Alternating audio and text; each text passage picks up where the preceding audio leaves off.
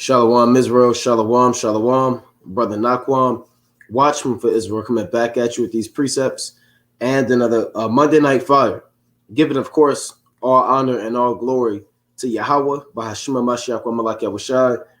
Double honors to the elect elders of the house of David that's been in this truth for decades and decades, patiently waiting for the second coming of Yahushai. A hearty shalom to you mighty men that go out there and do the work of the Most High, presenting your body as a living sacrifice, enduring all things for the elect's sake, pushing this truth and magnifying the ministry. Shalom, shalom. Shalom to all of the men that may not be out there in the highways and byways as of yet, but they're working on it. They're getting built up in the spirit. They're praying, they're fasting, they're studying, they're being diligent, and abounding in the work of the Lord. Shalom, shalom. Shalom to all of the sisters out there, the Akwath out there, holding it down in the households, reverencing their husbands, being submissive, being diligent, and moving in the spirit of our righteous foremothers. Shalom to everybody tuning in live. Malcolm Howell, Howell, Salakia, Rapid Fire, and Edomite, Trenton Bailey, Israelite, Princess B, West Official, Salah Judah, Unknown, Carlos Almeida, Yafat Israel, Inspired Writers J, K. Yasha Allah, KC Foster, Quadan, Emily Jones, Zachariah Yahweh Remembers, right? Solomon McFadden, Joshua Brewer, Legacy 7, and everybody else that's tuning in and that will tune in. The topic of this Monday Night Fire, right? Some food for the soul. 7 ways not to get sifted out, right? 7 ways not to get sifted out in the last days, right? And we always throw that out there, right? Sifted. You might hear that word thrown out constantly, rather you hear it in a cold cut, a Sabbath service, right? You might hear it in a particular breakdown or video, right? You might hear different brothers going to that, right? Right? You can take that one, I'll get another one. All right, for the Sabbath service, right? So here it is, man. 7 ways on not to get sifted out. So what does it mean to get sifted out? Let's go to Luke chapter 22 and 31, right? Because you have brothers falling out the truth every day. Every day a brother is, literally, every day, just about every day, a brother is sending me a text message of a brother who fell out the truth, right? They'll show you this brother, he was once mighty. He was once keeping the commandments. He may have came into this thing and ordered his 1611 Bible. He may have got his KJV, his Apocrypha. He might have even got a Mitri. And these brothers, they'll come in, they'll get fringes, right? They might get, they might change the bio and their social media accounts, Facebook. They'll make a new Instagram, and they'll come into this thing. They'll watch the videos. They may get on a comment board, right? They may learn certain keywords, right? That we throw out there commonly. They might know how to say Kwam Yashala. They might know how to say Shalom, Salakia Khan, the basics, Israelite 101, fundamental Hebrew words. They might learn those things, man. But slowly but surely, they start getting disenchanted, for lack of better terms. Now, being in this truth isn't what they thought it would be.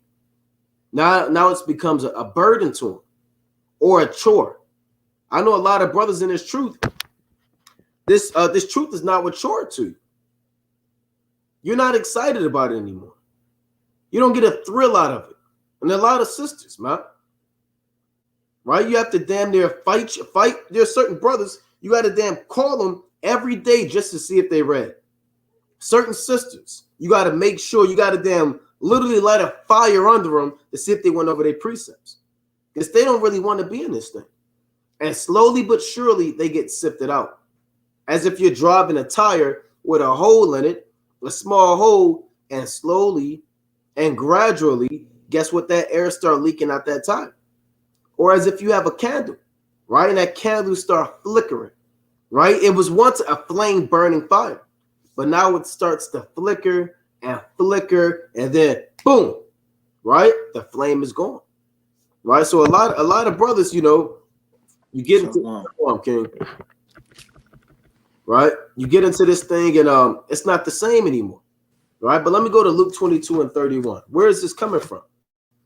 Let's go to St. Luke chapter 22 and 31. right? And this is 7 ways. We can actually do 7 ways, or you brothers, 7 is also completion. So we're going to go into the ways on how not to get sifted out. Now, ultimately, a disclaimer is ultimately set up by Yahweh Shema Shah. He can do what he want to do. The Lord can shut the live down and pluck me up and put me back in the world right now, just like that.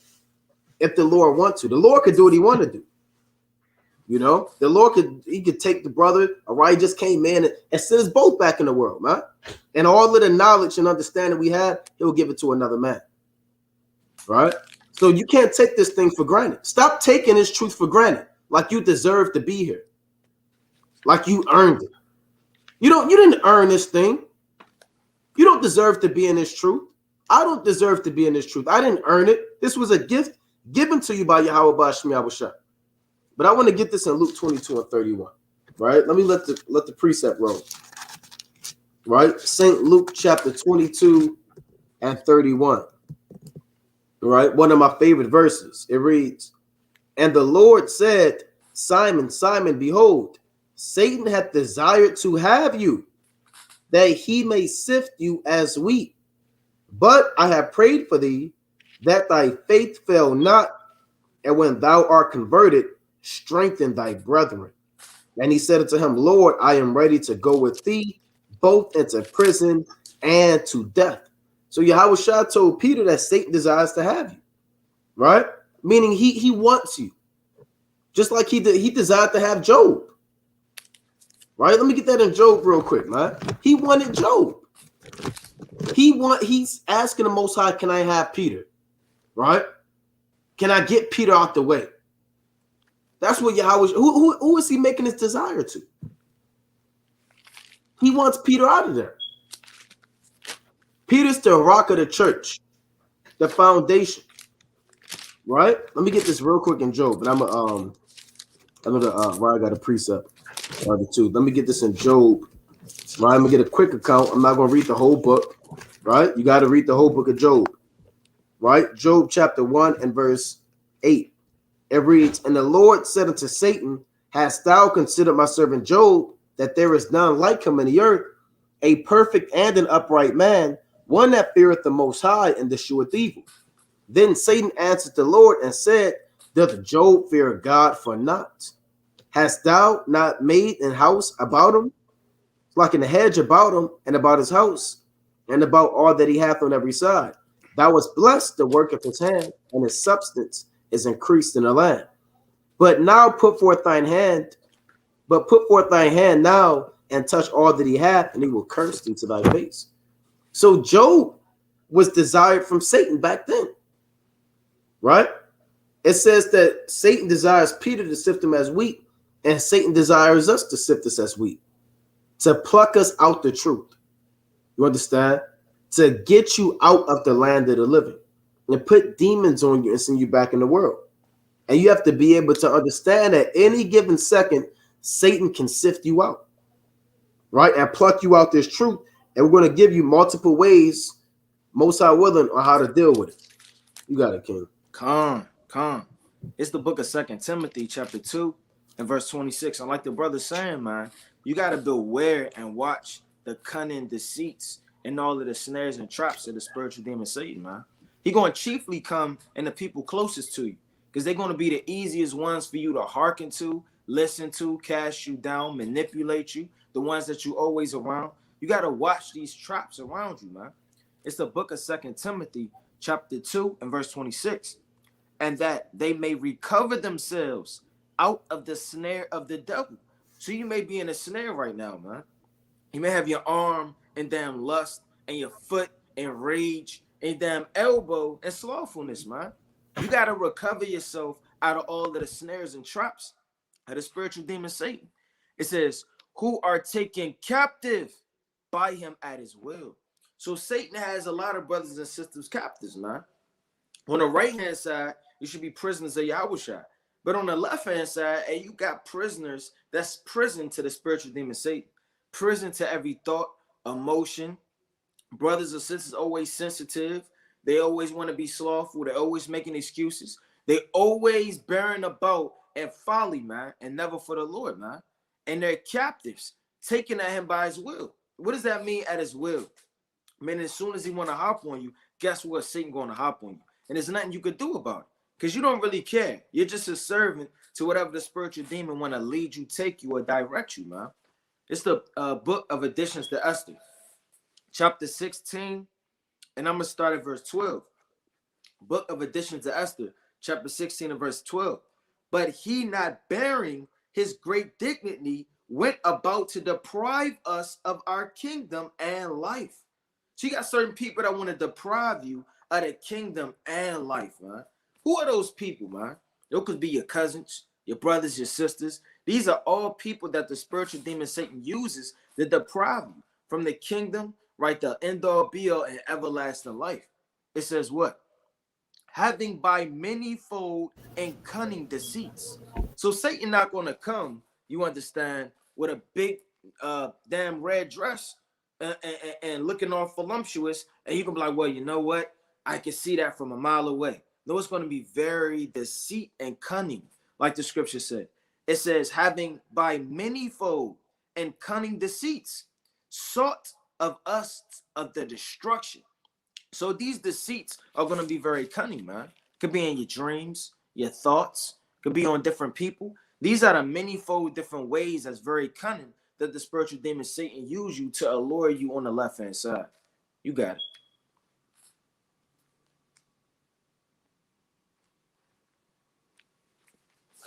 Right? I get another one through the spirit. Right? So like the Lord said, man, it's very, very cunning how the spiritual demon Satan moves, man. Right? Let's go to the book of Job, chapter 4 and verse number 1. You got it if you got it. Yes, like I want to say something. Damn, that's how you know it's Satan. Damn neighbors fighting outside, man. I mean, fighting and drunk, loud, fighting and drunk. Right? I go out there and I kind of say some stuff. We got it. Yeah. And then I get drunk and fighting, man. Yeah. Taken away from the word. Yeah. Like the brother says, Satan that's not just a man. Right. Stop thinking that the two Jakes out of nowhere, as soon as the Monday Night Fire start, right, it's dead silent. It's a quiet area. They come out of nowhere, 6'5", fighting and drunk, roaming around. Absolute madness, man. Absolute madness. That's Satan, right? Let me get did you go to 2 Corinthians 11? No, you got it. Let me get this real quick, man. Absolute madness. Out there fighting in the grass, grown men trying to hinder the word, right? Old for that. You said, well, yeah, too old, man. I'm talking about how long I've been knowing you. But the Lord is not dealing with that, man. Right? This 2 Corinthians chapter 11, yeah, let me get this in verse 12, right? 2 Corinthians 11, I'll start at 13. It reads, for such are false apostles, deceitful workers, transforming themselves into the apostles of Hamashiach. It reads, and no marvel, for Satan himself is transformed into an angel of light. So Satan can transform into an angel of light. Like I brought out earlier, if an angel pulls you over, right? It's a damn angel flying next to you and say, do this. Right? You're doing damn 80 on the highway. An angel come down with wings, say, pull over. You're like, what the hell? And then you pull over and the angel flap his wings and come down and open up two big nasty books, one with a question mark and one with an exclamation point on it, on the cover. All it is a damn exclamation point, and one book got a question mark on it. And it's this thick. And he opened it up and says, I want you to serve this God. And a lot of brothers, you'll do it, man. Because you don't recognize Satan. You think everything is carnal instead of opening up your spiritual mind. You have to say, hold on now, regardless of what's presented to me, if it's not of the Most High, then it's of the devil. It's of the world. So you have to be able to recognize these spirits. Satan will transform himself to things that are alluring and seducing, right, to entice you. And he'll come. Satan will pop up as something that, like we have brothers that say they have a dream job. Satan will pop up as a dream job. He's more than just whatever people believe for some reason as a red man with horns. Right. And that's not even biblical. Right. A red man with horns and a pitchfork. When did the Lord give Satan a pitchfork? Why does Satan need a pitchfork? You got to come out of the way. You got to get your mind right. Satan is a spirit given power and authority by the Heavenly Father as an agent and a chief angel on the left-hand side. Right? So you'll transform to the things that you like. Your dream job. You're making $95 an hour. Right? You have your own secretary, your own butler. You can show up whenever you want. Right? You get there, and then guess what? You got your own desk on it, your own refrigerator. You know, you might have your own microwave, but you got a sky view. You see the whole city. You're on the top floor, right? They say, yeah, here's your Bible. They give you a nice Bible and Apocrypha, right? They might even say, we checked out your videos, all praises. They might say, call Allah Yahweh Bashim Yahushua, right? But then they say, look, we just need you to come in on a Sabbath for 6 hours, right? Just twice.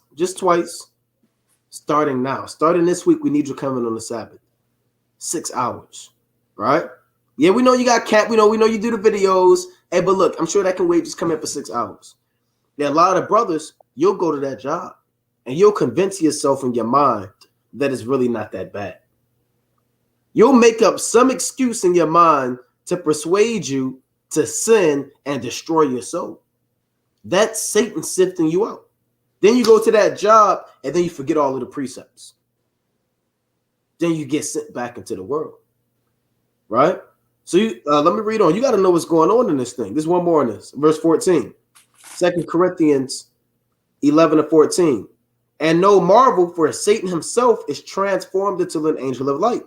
Therefore, it is no great thing if his ministers, a minister can be a demon, a minister can be a servant, a minister can be that dream job, a minister can be a woman, anything that serves Satan, right? Money, right? If his ministers also be transformed as the ministers of righteousness, whose end shall be according to their works, right? So guess what? You got to be able to recognize these spirits out here, man. You got it, King. Come. And that comes with a high level of discernment, man. Don't be that fool just thinking everything just happened and you don't know how it happened and why it happened. You know, you damn brothers and sisters got iPhones, man. You'll see a random number and then they'll say maybe Jeffrey or maybe whatever Rhonda, man. Don't 3 a.m. say maybe Nisi, right? And then it'll pop up with a picture. Right. I gotta find out who this is. Don't be that bro. Satan, man. Trying to come out of nowhere and take you out this thing. It's the book of Psalms, chapter 80, right? And I'm gonna start at verse 12. It says, why hast thou then broken down her hedges, so that all they which pass by the way do pluck her, man? So we that vine, you understand? And all of these different nations, they pluck from our vine. Now, on a spiritual level, those could be the demons, man. You could be growing fruit in the garden, and then you have all of these different demons. They plucking the fruit from you, man. They taking your understanding. You getting slothful, right? You engulfed in lust. You're not doing the work of the Lord, and they plucking one by one until you start to become barren, man. You stop getting water. Used to be water. Used to grew. Used to have about 15 different grapes on the vine. Now it's just getting plucked off one by one. It says, the boar out of the wood do waste it, and the wild beast of the field do devour it. Those are the nations, man. They run to and fro. But on the spiritual level, you got the spiritual demon Satan running to and fro. He running in the garden. You think he's going to care about the precious fruit and the lilies? No, he's going to trample them underfoot. Right? You read about in Genesis, the 3rd chapter, verse 23 on down. He's a flaming sword going to and fro, man. He's that wild boar in the garden running over here, wreaking havoc. Then he running over there. He wreaking havoc. You went to the store, come to find out a spirit's trying to hop on you at the store. Now you mad. You road rage in the car. Then you get home, you mad, man. Right? You thought you brought the coupons or your wallet. Then you get mad. A spirit try to hop on you everywhere, man. I don't like leaving the house for real, man. Unless I'm doing the work of the Lord or damn getting groceries or taking care of my household some type of way. I don't like to be outside. It's too much going on out here, man. You hearing yelling. Like the brother said, damn fights. What if the brother want to just kind of go outside and get some fresh air, man? Right? Spirits everywhere. They trying to hop on you. Now, did you see what he did? No, stop talking to him. I seen him first. Now, next thing you trying to pull the brother in the damn madness, man. And if he don't answer fast enough, they might try to jump him, man. Yeah. So these are these spirits out here, man. They say what? Return, we beseech thee, O Yahweh of hosts. Look down from heaven and behold and visit this vine. And we want the Lord to visit the vine, because if you don't understand that all hell is breaking loose, these different beasts of the field, they running to and fro, these different spirits, and we could get plucked up and devoured. That's why we need saving and help from our Lord. You got it. And dealing with that, man, I'll put this out there. One of the main ways that a brother and a sister can know how to deal with not getting sifted out is self-examination, right? Self-examination is one of the main ways to prevent you from destroying yourself, right? You have to literally check yourself, not once a week. It's not a self-examination once a month. I'll examine myself once a month. You should be examining yourself daily, all throughout the day, right? Before you go to sleep, when you wake up, you need to check yourself, man. And ask yourself, are you really in this thing? Are you really going as hard as you can be going? You understand? Are you reading like you should be reading? Do you study like you used to study? Or do you kind of just do what you used to do when you first came in? Right? Are you growing in this thing? Do you still have a low level of discernment? Are you gaining wisdom? You need to examine yourself in this thing. If you're not examining yourself, you're definitely going to fall. Right? Let's go to 2 Corinthians. Your time is ticking. Right? 2 Corinthians. Right? This is one of the main ways for a brother to understand how not to get set out. That self-examination. Right? 2 Corinthians chapter 13 and 5. Examine yourselves whether ye be in the faith. Prove your own selves. Know ye not your own selves, how that Yahweh Shah HaMashiach is in you, except ye be reprobates. See that? So you got to examine. If you have a car and you buy a car and you never get it checked out, right? You don't even put a damn you don't check the check engine light when it comes on. You don't care about it. Your damn dashboard has all types of orange, yellow, and green lights on it, letting you know you need to get your oil changed. Your damn emergency brake is on.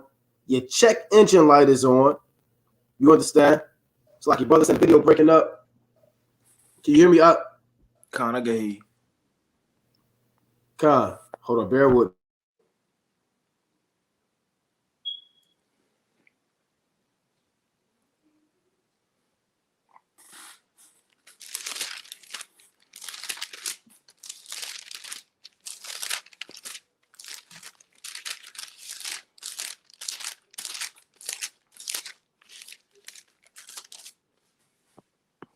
Con.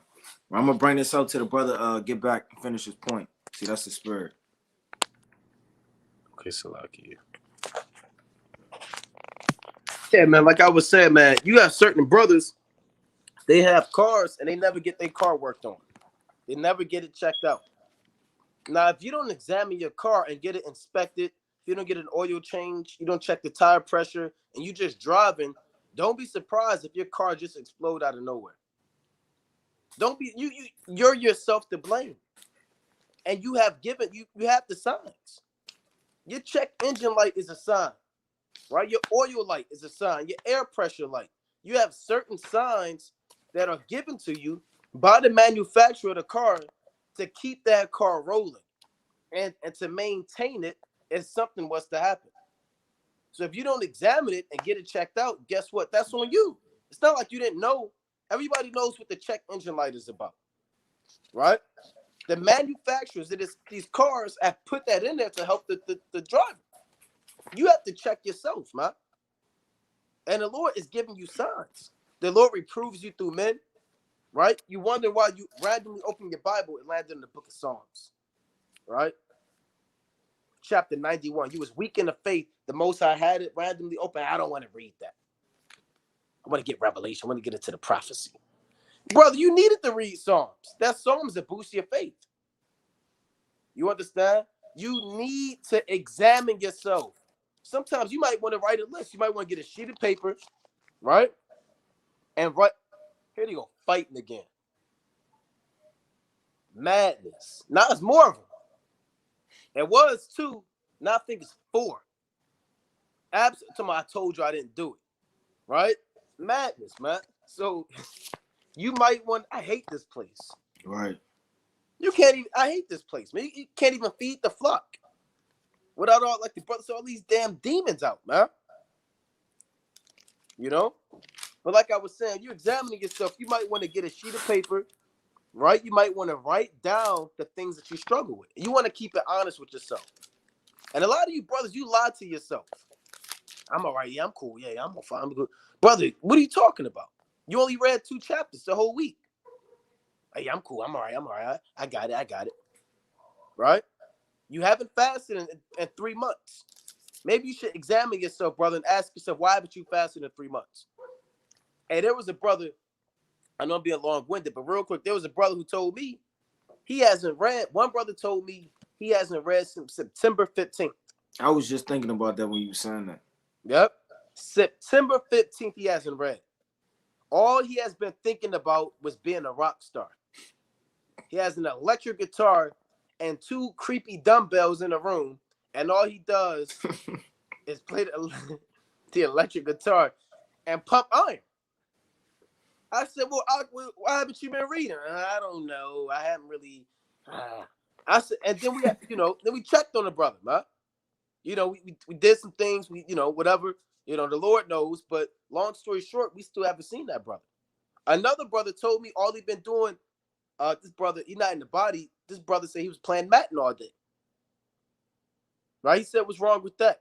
He hasn't wore his fringes in 2 months. Well, he's out of there.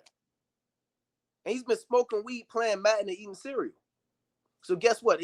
He's done. Because men don't examine themselves, man. You have to check yourself. They say that in the world. Check yourself before you wreck yourself. That's old school. Everybody knows that. Right? You got it, King. Right. It's the book of Philippians, chapter 3 and verse 13. And you could, and like the brother said, you could always see brothers waxing slow. They may not admit it, but you can see it, man.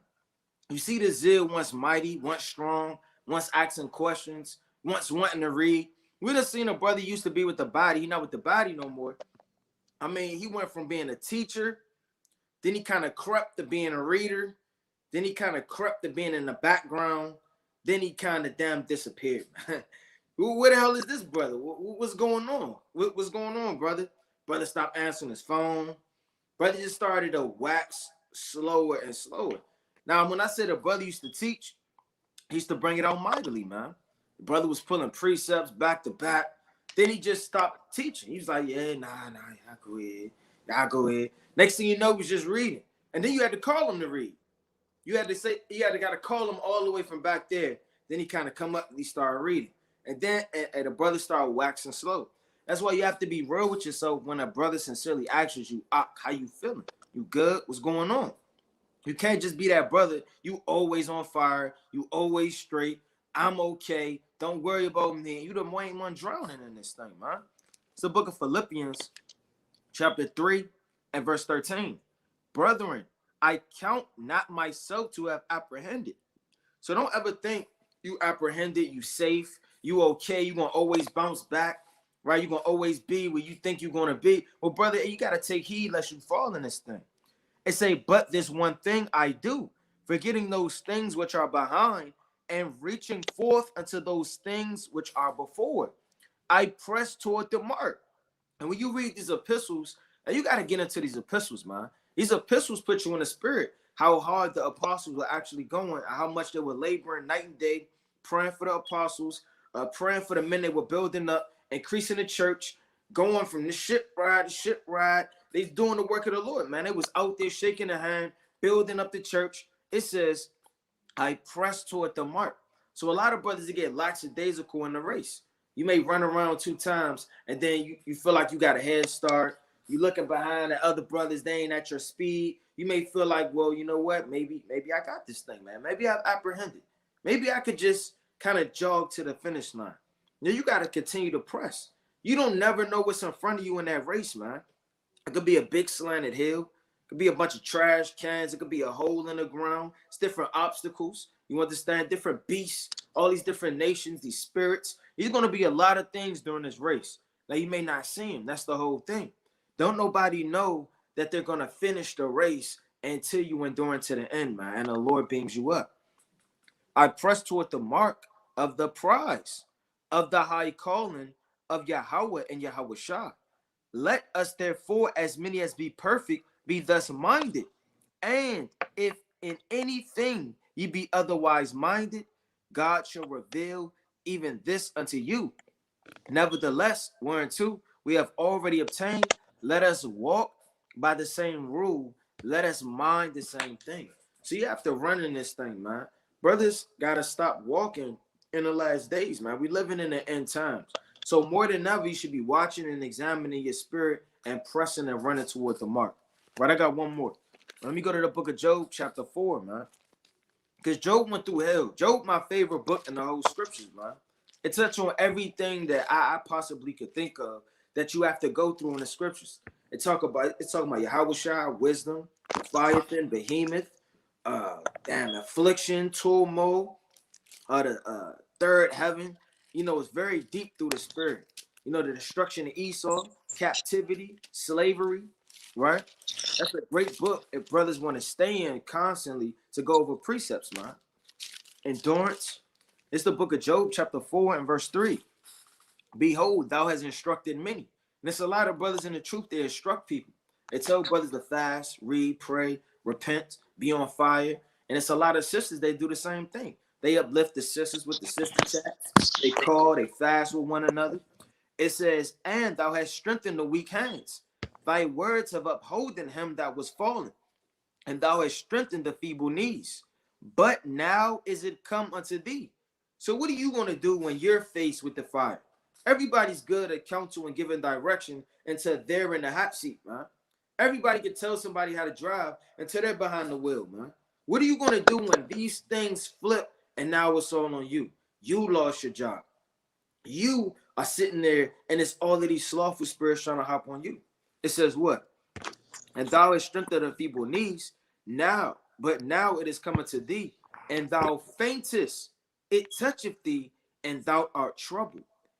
Is it not thy fear, thy confidence, thy hope, and uprightness of thy ways? So what you going to do when tribulations, they start to touch you, man? It's only one thing to do. Call upon the name of the Lord, smote upon your chest, and keep going, man. You got to understand this truth is a war. We're in spiritual warfare every day, fighting these different principalities, man. And the Lord is a man of war. So don't ever think that it's not going to be a spiritual warfare. You got physical warfare, different wars that have been fought. And the greatest battle is going to be that spiritual warfare, overcoming the flesh. You got it. God, and I want to get this in Psalms chapter 26 and 2. Right? This is actually I'll start at 1. This Psalms chapter 26 and verse 1. It reads, judge me, O Yahweh, for I have walked in mine integrity. I have trusted also in the Lord, therefore I shall not slide. Examine me, O Lord, and prove me. Try my reins and my heart. So that's another thing that brothers should be praying for, man. You don't always have to pray for a new job, right? Or pray for all of the in-depth breakdowns, or pray for a wife. I know certain brothers, all they do is pray for a woman. That's all they doing, Lord. Where is my wife at? Lord, I did my videos today. Can I have my wife now? That's not how this thing works, man. You should always be praying for the Most High to examine you, because you can examine yourself, right? Let's say you trip and fall and you examine yourself and you say, hold on, well, my shoulder, I mean, it's kind of stiff. It's really not that bad. You examine it. You might ice it. You might elevate it. You might think you feel all right. Now, that's your examination, but that you're not really qualified, right? You don't have the skills or the understanding to give a true examination on your shoulder. So you might want to check it out with a so-called doctor or physician. And they'll say, look, you tore your damn, I don't know, whatever, your latissimus dorsi, right? You done broke your third bone in your finger. You did this and you did that. And you tore your skin muscle 3 tissues deep, right? And this is what you should do. So yeah, you examine yourself, and that's good. You may notice that you haven't been reading like you should be. You may examine yourself and know that you may have been rebellious, right? You may examine yourself and know that you've been slothful, like the brother was going into. Or you may examine yourself and find out that you may not have really been on fire when it comes to praying and fasting. That's your examination. And all praises to the Most High that you examined yourself. But now you want the Most High to examine you. Now, if you, a lot of brothers they're not ready for it. They fear that. You don't want to pray for that, but you want to pray for a wife for a day or a husband. You got a woman I seen on damn Twitter today. How come I don't have a husband? I'm lonely, right? Because your spirit not right, right? You're not going to. That's not how this truth works, right? I need a husband, right? You got 15 replies. Shalom, sis. 30 replies. Shalom, sis. Don't talk to me. No male DMs, right? Because Eve mind not right. You in this for the wrong reason. And Jake, your mind not right. You praying for the in-depth breakdown. There might be a brother right now praying, I want to pray more. I want to know more than Nariah, right? He think he know more than me. Lord, give me the knowledge, and I'll show him what I can do with it. Show me I'll be more on fire than Nariah, right? That's evil, man. Brothers should be praying that the Lord examine them. Put me under the microscope, for lack of better terms. Let the light shine on me, and Lord, show me where I'm going off. Right? I think I'm all right, Most High. You know, I'm trying. I'm doing my best. I know I'm wicked. I know I'm evil. But Lord, show me my downfalls. Show me my sins. I tried to examine myself. Here is my conclusion. Lord, now I want you to examine me. Put me under the sun. Hey, the Lord said in our Hebrews, right, that all things are naked unto the eyes of him with whom we have to do. Right? This Hebrews chapter 4 and verse 13. It reads, neither is there any creature that is not manifest in his sight, but all things are naked and open unto the eyes of him with whom we have to do. See that? So you want the Lord to what? Examine you, man. Put you on trial. And that word examine, when you look it up, right? I'm going to pull it up. I'm not going to show it in the screen, right? But I'm going to pull it up, right? It's H974. Now it means when you go into it, right? It means to test, right? Or it means, Slakia. It says to examine, to try, to prove, to test, prove, try of gold. Persons, the heart, to try the heart or the man of God. And guess what? When you try gold and put it through the fire, that fire might not be hot enough. You put it through there, but you take it out, you look at it, no, that wasn't enough. Right? Then you got to put it back in there and make the temperature hotter. Because now you really want to remove that damn dirt, those metals that's attached to it, that silver, zinc, and copper, you understand, that nickel and all them other undesirable traits. So you have to take that metal and test it and prove it and see what fire is it going to take to be able to remove the things that I don't want from it. And that's what you want the Lord to do for you. You want the Lord to put you through the fire. Stop fearing the fire all the time, huh? Right? I don't know, man. I don't know. No, you want to go through the fire. You want to know the latter end of this thing. You want those undesirable traits to be proved. Like the brother said, the fire of affliction. The furnace. Hey, I want to go through the furnace, most I will. We know, it may be hell, but guess what? It's profitable for us. It's good for man. The Lord said it is good. I believe that's Psalms 119 and 171 or 71. I have to find it. It is good that I've been afflicted. Salakia. Come. That I might learn thy statutes. Yeah, I think that's 71. Come. Why would David say it is good that I have been afflicted? A lot of people don't like the affliction. Why am I going through this? David said, it is good that I have been afflicted. All praises I caught that hell. Why? That I might learn thy statutes. Right? So you want to get your self-examination going, and then you know you don't want to get sifted out. It'll be a slim chance you get sifted out. You keep praying that the Lord examine you. And then you not only are you being examined, but you also are applying what the Most High is showing you through that examination. Don't just get examined by your doctor and he says, well, this is what you should do. You should take this pill. You should do this. You say, nah, I got it. What's the point of going to the doctor if you're not going to take his advice? Or the physician? So once you're tried and examined, you have to take the counsel through the statutes and the precepts that the Most High gives you. It can be through a man. It can be through a dream. It can be through this word. You know? You got it, King.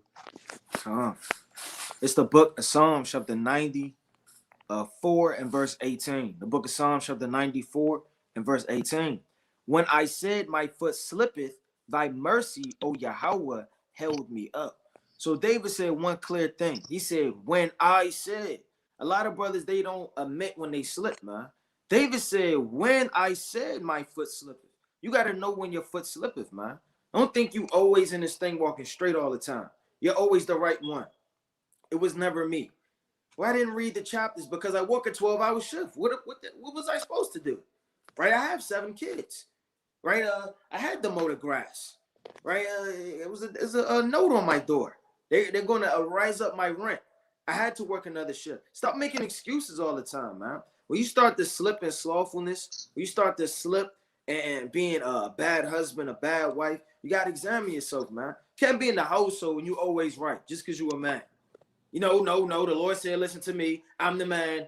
It's end all be all. Shut up. Now your woman has no voice. She got a contrite heart. She praying to the Lord. And then you get jammed up and judged, man. Stop being the brother that's always right, man. You're not always right. Nobody's always right but the Lord, man. It say, when I said my foot slippeth, thy mercy, O Lord, held me up. And the multitude of my thoughts within me, thy comforts delighted my soul. So it said the multitude of my thoughts. You have to think about how you've been slipping, what you've been doing, write all of these things down so the Lord could build you up, man, and literally be there for you. If you're not but thinking yourself on these things, you're not caring, you slipping, and you're going to fall right into a ditch, man. It's the book of Luke, chapter 13 and verse 6. It said, he spake also this parable. A certain man had a fig tree planted in his vineyard, and he come and saw fruit thereon. So the Lord every day is seeking fruit on your vineyard, on your tree, man. Are you bringing forth truth? A lot of brothers, they're not bringing forth nothing, man. They're the same tree that was there yesterday, last week. They're not bringing forth no fruit. They're not reading. They're not into no breakdowns. You can't be the brother. He's never increasing in this thing, man. Even on a physical level, if you hit the gym, or you've been in the gym for damn 8 months, and you go to your grandmother's house, she haven't seen you in 8 months, and you've been telling her you hitting the gym and you look the same, she might laugh at you, man. Right? You've been so-called working on a chair. You're a craftsman. You're working on a chair for 8 months. Somebody comes to look at the chair, and then they look, hey, what's going on, man? Right? I don't see any difference. How much the Most High God, with all of the wisdom, knowledge, and understanding he gave you, and you doing nothing with it, man? We're trees, and literally we bring forth fruit. You could be bringing forth fruit on the left-hand side or the right-hand side, man. It says what? Behold. It says, then I said unto the dresser of this vineyard, behold, these 3 years I come seeking fruit. So 3 is the number of completion, and the Lord is bearing long with a lot of men, man. But he's not going to bear long forever. The Lord may give you mercy, may be going through things. That's his compassion and his love. But that's not going to override your slothfulness, man. Don't you know the Lord has mercy for his chosen, them that fall, that want to get back up, them that slip and cry to his name, not them that presumptuously and willingly want to do sin, folly, and foolishness, man.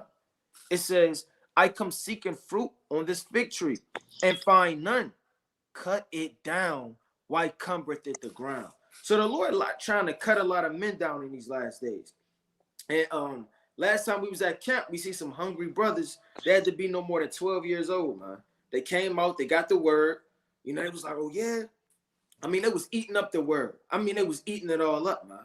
Hey, if I would have known any better, they would have damn whipped out a pen and a pad, man, and started taking notes, man. They came up, they was like, we Israelites? Okay, we Israelites. So what do we do next? They was real hungry, man. That spirit is yearning for more understanding. Then they left, they came back, and they was just cool. We was wrapping up camp, and they was just trying to get the word some more. They was still hungry. We done wrapped up. We like, what's going on with y'all brothers? XYZ, and they still was hungry. The Lord is going to take the spirit off that slothful man in the world, right, that knows who he is, repented, kept the commandments, but fell back into sin and slothfulness, and put that same spirit on those new brothers that's hungry, that want this thing, man. It's a lot of brothers, they starving. I mean, literally, some brothers, you know what I'm talking about, the brothers, right, with the tree. Hey, those brothers, they really want to understand. Hey, brothers want understanding, man. And they got the zeal and the love for it. The Lord going to take the knowledge that he has given to certain men that don't want it and don't care about it and increase it and put it upon certain men. That's removing that talent and increasing that talent to somebody else that's going to do something with it, man. You got to ask yourself, what are you doing with the talent that the Lord gave you? It says what? I'm going to read 8 and 9. And he answered, said unto him, Lord, let it alone this year also, till I shall dig it about and dung it. And if it bear fruit, well, and if not, then after that thou shalt cut it down. So you might be on your last bit of mercy that you done used up by all of your foolishness and folly in the world and how you've been moving in this truth. And the Lord ready to chop you down. You could be ready to get chopped down later on tonight, tomorrow, right? And maybe next week. But if you're not holding yourself diligent and crying for mercy from the Lord and examining yourself, the Lord's going to chop you down. Yeah, and I wanted to add to that, man. You don't have forever in this thing, right? This is it, man. And the Lord demands perfection. The Lord told Abraham, walk before me and be thou perfect, man. Right? He didn't say, well, Abraham, let me get that real quick. He didn't say, Abraham, you kind of do what you want to do. The Lord demands perfection, right, as much as we can in this corruptible body, right? Let's get this in Genesis, right? Chapter 17 and 1. It reads, and when Abram was 90 years old and 9, he on his way out, right? And the Lord cut the lifespan of man around this time to 120 years, then 90, then 80, you know? So Abraham's on his way out, right? It reads, the Lord appeared to Abram and said unto him, I am the Almighty God. Walk before me and be thou perfect. See that? The Lord said, walk before me and be thou perfect. That's not just Abraham 25 or 3,000, 4,000 years ago. You understand? That's talking about us right now. You have to walk before the Lord and be perfect, right? Anything less than that, you're not going to make it, man. Right? Job was counted perfect. Noah was counted perfect. You understand? Abraham was counted perfect. You have to walk in the steps of your fathers, man. Right? And I want to get this in 1 Corinthians chapter 10. So, brothers, you got to remember, right? The Lord demands perfection. Right? This is not Christianity, come as you are. I've never seen come as you are in the Bible. You come a tranny and stay a tranny. Come a creepy weirdo that's in the back pew with all of the dust on it and stare at the little kids. You can come there as a creep and stay a creep. No, the Lord requires you to be perfect. He demands you to change, to put off the old man. This is what the Lord requires of us, man. Right? This is 1 Corinthians chapter 10 and 12. Wherefore let him that thinketh he standeth take heed lest he fall. See that? You could be walking off the edge of a cliff right now. You haven't studied. You haven't examined yourself. You haven't read. You hate your brother. You hate your sister. That one day you decided not to read. You about to fall. If you don't read that one more chapter, that's it for you. You back in the world. Falling asleep. I'll just get to it tomorrow. And you'll wake up tomorrow. either you'll be destroyed or the Most High put a demon on you and get you out of here. Right? Hey, look, the Lord demands perfection. It says, wherefore let him that thinketh he standeth take heed lest he fall. A lot of brothers think you stand. Right? I know I'm cool. Right? Right? I read my 5 chapters today. Right? And I have my fringes on. How could the Lord not love me and deal with me? Guess what, brother? You could fall any second. You understand this? And you walk, the Lord says in Sirach, I believe the 9th chapter. Let me get this real quick precept. Let's write it down. I believe I want 13. Let me get this. This Ecclesiasticus chapter 9. And bear with me. And that's not, I'll get it in a minute. It's lucky.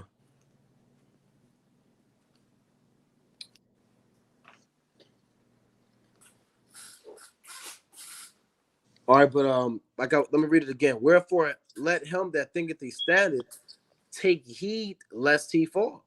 So you want to make sure that you examining yourself, even your steps, man. You got to examine what's in your mind.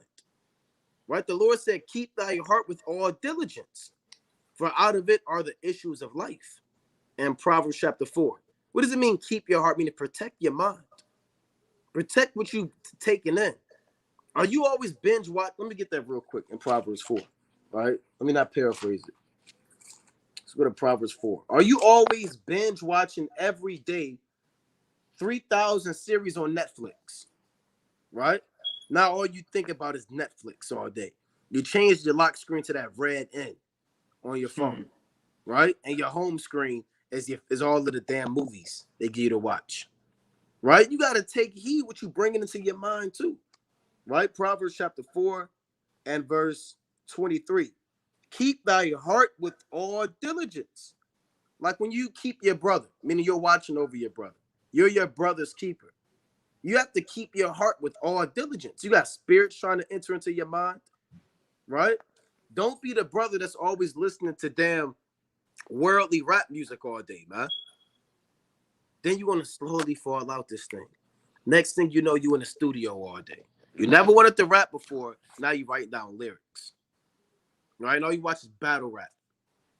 Can't come to camp because it's a battle rap concert. You didn't keep your mind with all diligence. You let one demon in. Now all you do is play old school Jeezy and damn 3-6 Mafia. You got a certain brother, I can listen to that. I'm all right. Right? I can keep the commandments, still listen to 3-6 Mafia. And that's all he played before camp. And that brother, we know he's going to fall out. Because he doesn't care about what he's bringing into his mind. You have to keep your soul with all diligence in your mind. The Lord said evil communications corrupt good manners. In the book of 1 Corinthians chapter 15, 33 on down. Right? So all of these influences and all of these spirits, you have to protect yourself, man. You're a vessel. You're a temple. And the door to your temple is what? Your ears, which goes into your mind. Right?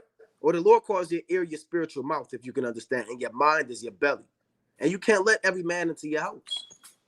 Can't let anything just into your vessel. Because they'll slowly penetrate and like a spy sift you out. That's Sirach 11-28.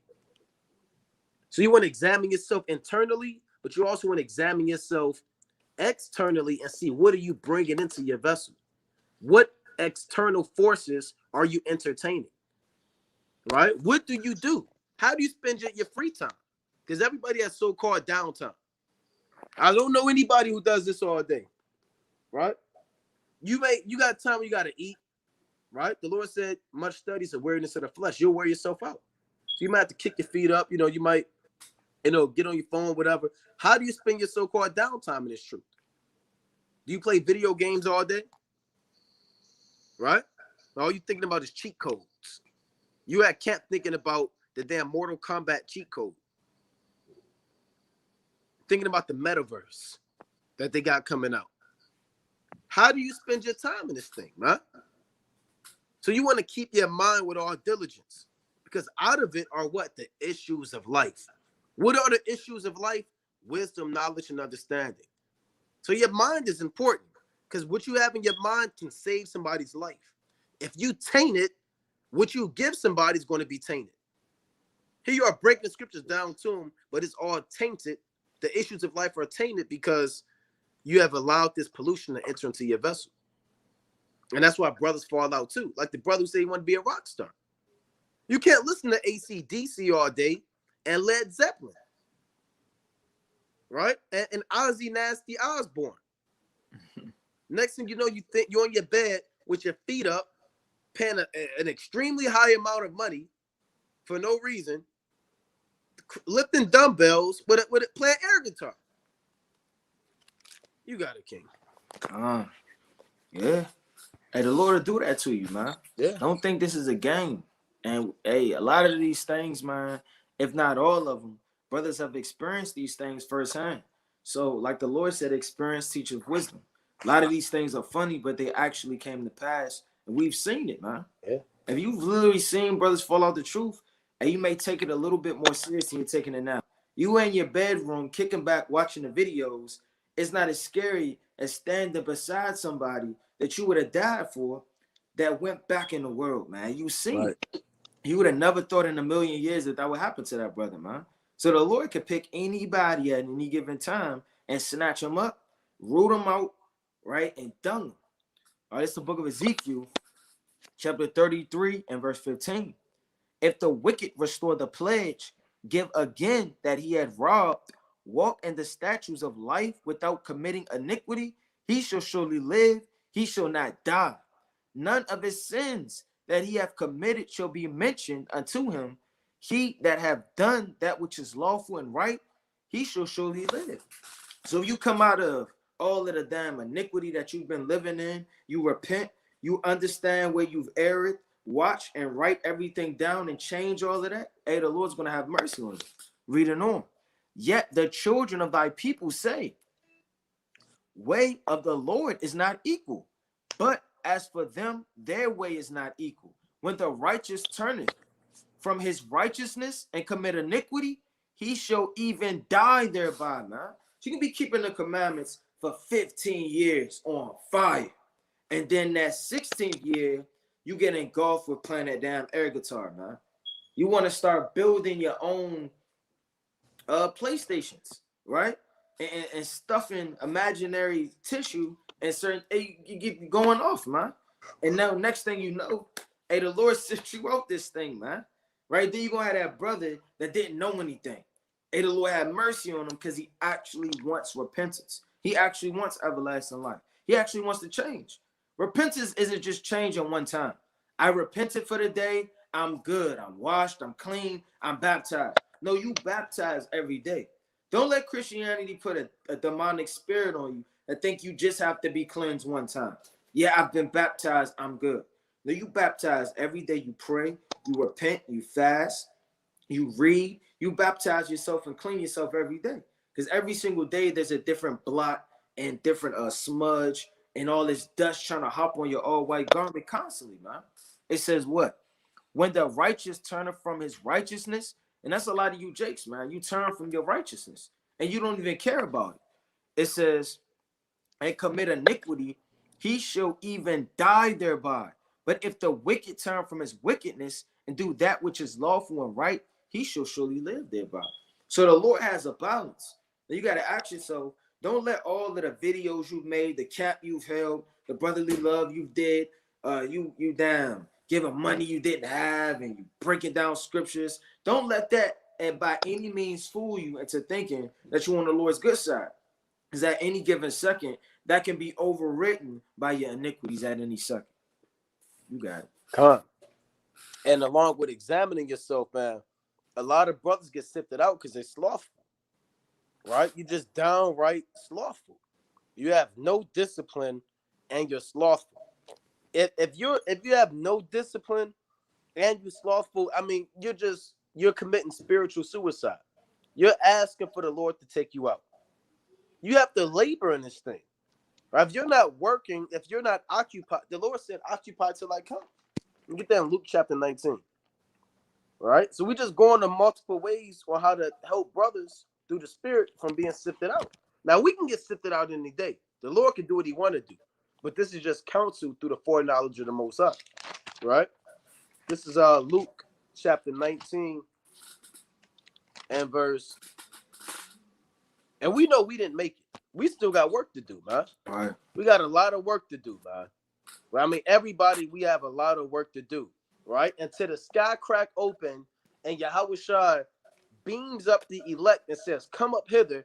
Until you get in that chariot, then go through the wilderness, then you made it, right? You got to get beamed up first. It's not just about seeing the chariots, because the chariot might destroy you, right? The Lord might preserve you just to be destroyed by the chariot, just to get you up excited, just to mock you. Hey, the Lord mocks people all day long, right? The Lord has a sense of humor. That's Proverbs chapter 1. I will laugh at their calamity. I will mock when fear cometh. You know? So you want to get beamed up, then you want to get in that wilderness, you better shut the hell up in that wilderness and pray for mercy that the Lord don't give you over to rebellion and you get cut down with the rebels. So we got a lot of work to we got to grind, man. This is preseason.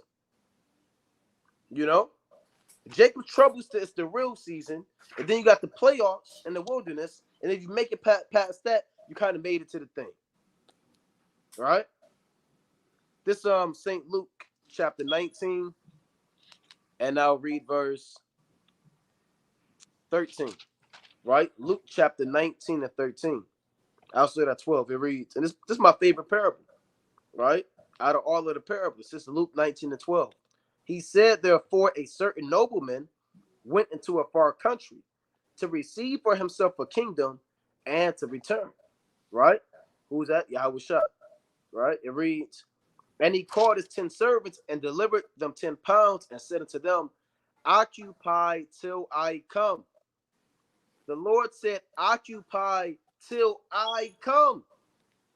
You have a job. That's a contract. You have certain jobs that are strictly based off of a contract. You have 6 months contracts.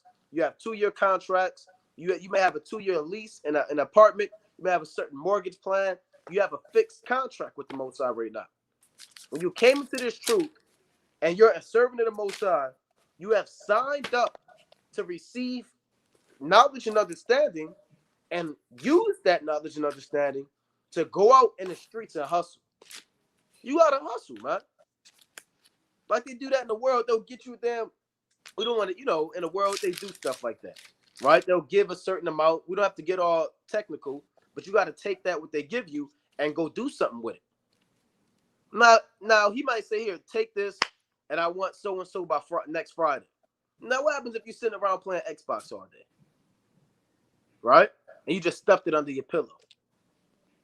And you're going to be, look, you're going to be waist deep in hell.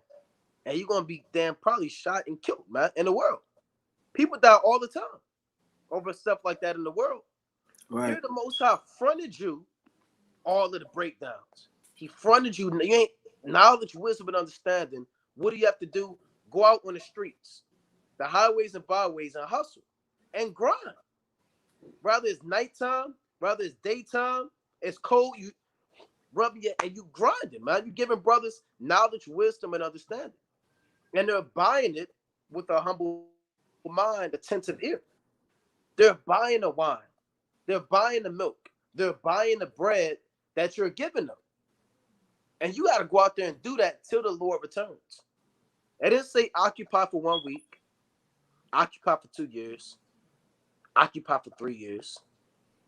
You got certain brothers, they get tired of that. I ain't doing that no more, man. He keep making me go out in the same corner, man. I want to do my own thing, man. And then guess what? He ended up getting jammed up. And you watch that movie Paid in Full. I know everybody's seen Paid in Full. I ain't eating. You have to do something. I ain't eating. Mm-hmm.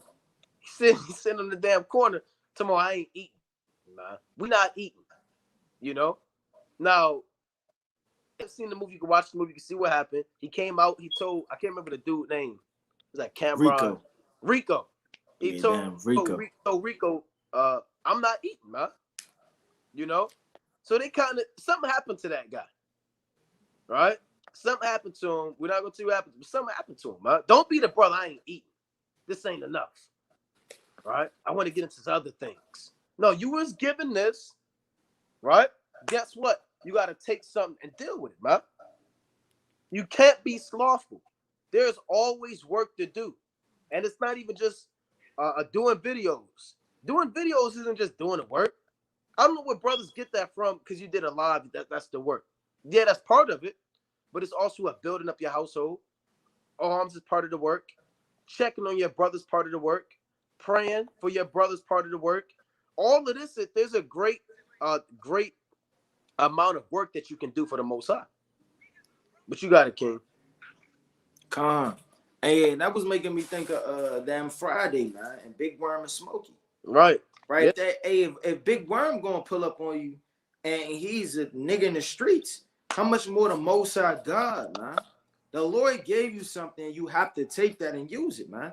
You sitting in and folding it up in a napkin and hiding it. Hey, the Lord's gonna kill you, man. Right? Let me get a precept. Can I get this real quick? Con, you got to look up that real quick. This is Luke chapter 16 and verse 10. He that is faithful in that which is least is faithful also in much. And he that is unjust in the least is unjust also in much. Just link up what the brother went into. And therefore, ye have been faithful in the unrighteousness of mammon.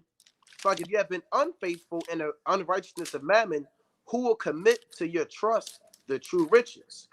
And if ye have not been faithful in that which is another man's, who shall give you that which is your own? Right? I mean, if you can't deal with that, if you can't handle worldly stuff, how you expected to handle the spiritual things? All right? But you got it, King. Con. That's right, man. It's the book of First Thessalonians, chapter. Well, matter of fact, I'm gonna get John.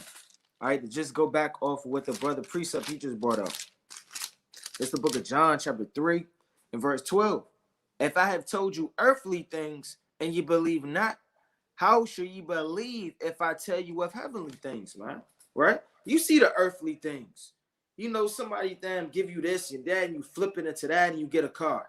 You get a plane, you get a yacht. You understand? You get a big gold chain, right? You get a house, you get a mansion.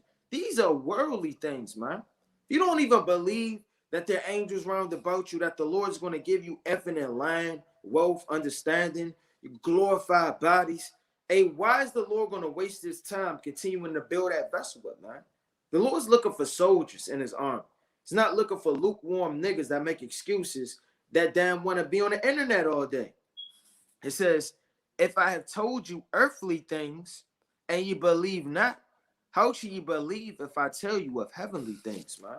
And the Lord tells you heavenly things every single time you read, and a lot of brothers don't believe that, man. This is the book of First Thessalonians 3 and verse number 3. And know, Salakia, that no man should be moved by these afflictions, for yourselves know that ye are appointed thereunto. So we're appointed into afflictions. So don't think it's strange concerning the fiery trial, which is the trial, man. Like a lot of people think certain things are strange. Your damn car breakdown, somebody trying to lock you up, somebody coming after you, old friends hitting your phone, running into old women at the gas station you used to know, running into old men. For women, they used to say, they used to know back in the world. These are different afflictions that's going to try you in this walk, man. Right? Your children bucking up, all hell breaking loose. You just lost your job. You don't know how you going to make rent. It says that no man should be moved. So the Lord is not a man that he shall lie. What you should do is immediately examine and say, you know what? All praise to the Most High. I'm getting tried through the fire. I have to prove and show my faith through everything that's going on. It says what? It says, for yourselves know that ye are appointed thereunto. For verily, when we were with you, we told you before that we shall suffer tribulation, even as it came to pass. And ye know, for this cause, when I could no longer forbear, I sent to know your faith, lest by some means the tempter have tempted you, and our labor be in vain. So if the tempter tempt you, man, everything you've ever done will be in vain, man. All the times you read, you fast, you gave to the homeless, right? You made your body a living sacrifice. Your back was hurting at camp. Your voice went out. Every single time you humbled yourself, you prayed to the Lord, everything will be in vain if you cast all of that down, man. And let the tempter overthrow you through the temptations that's coming to try you, man. We don't want to be building up in the last days every brick we putting in, and then at the last we never finish. You understand? Because we laid the foundation, but we never finished the work. Because the tempter is going to tempt you, and everything you've ever done will be in vain. You got it. And I want to get this precept too, right? So when you build this, dealing with the building, it's Proverbs 24 and 33. I'll say that 29. Right? It reads, "Say not, I will do to him as he hath done to me. I will render the man according to his work. I went by the field of the slothful, and by the vineyard of the man void of understanding. And lo, it was all grown over with thorns, and nettles covered the face thereof. And the stone wall thereof was broken down. Then I saw and considered it well. I looked upon it and received instruction. Yet a little sleep, a little slumber, a little folding of the hands to sleep, so shall thy poverty come as one that travaileth, and thy want as an armed man." The Lord, I'm going to read this again. I'm not going to read the whole thing. But Solomon said he went by the field of the slothful, right? The field in this context, it represents our nation. But on the individual level, this is us, right? We're the vineyard. And guess what? You have to keep your vineyard kept. You understand? There has to be no wild beast in there, no boars, right? No serpents, no jackals, no snakes that spoil the vine. You understand? The seeds have to be planted. They have to be watered. You have to give it proper sunlight. All of these things have to be done to what you plant in the garden. But if you don't do that, and anybody that had a garden, if you look at a garden and nobody checks on that garden in about a week, hey, damn, all hell is breaking loose, man. Right? You got rabbits in there eating the crops, snakes. Might be a man sleep there, homeless man. Right? They might have broke the fence down. You have to constantly check on the garden. You have to constantly maintain the garden's cleanliness, maintain the garden's order, maintain the garden structure. Right? It reads, "Then I saw and considered it well. I looked upon it and received instruction. Yet a little sleep, a little slumber, a little folding of the hands to sleep, so shall thy poverty come as one that travaileth, and thy want as an armed man." So all it takes is a little bit of idleness, right? Next thing you know, you drifting off back into the world. All it takes is 1 hour, right? You haven't read all day, but you said, okay, I'll get 1 hour of my favorite show. Let me just get 1 hour of my favorite movie. Let me get 1 hour playing a video game. Go ahead, Yardan. No, you got it. Oh, come. I was saying all it takes is a little. I got a precept after you, that's all. Come, Slocky. All it takes is a little, man. It didn't say a great nap for 3 days. A little slumber. A little sleep. Just like when you wake up in the morning, you set your alarm at 7 o'clock. Right? Your alarm wakes you up at 7 a.m. And you say, well, I'll just go back to sleep for 3 minutes. Knowing damn well you go to sleep in your mind for 3 minutes, you wake up, it's 11 a.m. and you're fired from your so-called job. Right? And now you're evicted because you can't pay rent. All it takes is a little sleep. That happens to people all the time. They wake up at 7 a.m. They say, just give me 5 more minutes. They go to bed for 5 more minutes and they wake up. It's damn midnight of the next day. All it takes is a little slumber, man. You have to keep your spirit with all diligence, man. Stop being a brother taking on a little bit of sin. It's just a little bit. I like to indulge. This isn't the world, man. Right? I just like to indulge in so-and-so. It's really not that bad. Every time you tell yourself a particular sin that or bad habit that you do, or a slothful trait that you have, or words that you speak, right, that are idle, every time you convince yourself that it's not that bad, guess what? You're on your way out of here. All it takes is a little bit of leaven. to leaven a whole lump, right? That's all it takes. It don't have to take 3 pounds of yeast to get bread to rise. Just a little bit, a little sleep, right? As soon as you kick your feet up, guess what? You know you're on your way out, right? As soon as you sit down and cross your arms, you're on your way out. You take your shoes off, you lean back, you're on your way out. A little sleep, a little slumber. And guess what? Next thing you know, you're in poverty. That's not a literal poverty. That's a spiritual poverty. Now you have lost all of your riches. Now you have lost all of your knowledge and understanding because you decided to entertain sin and said, well, it's just a little bit. Right? Let me get one more quick precept in Sirach 19. Right? You got to examine yourself, man. Sir, brother, it's really not that bad. Right? This is Sirach chapter 19 and 1. A little man, it's like a laboring man that is given to drunkenness shall not be rich. And he that contemneth small things shall fall by little and little. So first of all, if you don't want to get sifted out, you can't be a laboring man given to drunkenness. Right? What happens if you're a laboring man given to drunkenness? You're not going to be able to do your work. First of all, you may not make it because you're drunk, you have a hangover. Second of all, your productivity is going to rapidly decrease. And you're not going to maintain and hit them numbers like you used to. And you're going to lose your riches because you're going to get fired from your job. You're going to be unemployed on a carnal level. Everybody knows if you want to maintain a job, you can't be a drunkard. Certain jobs, they actually do breathalyzers prior to getting the job. You know?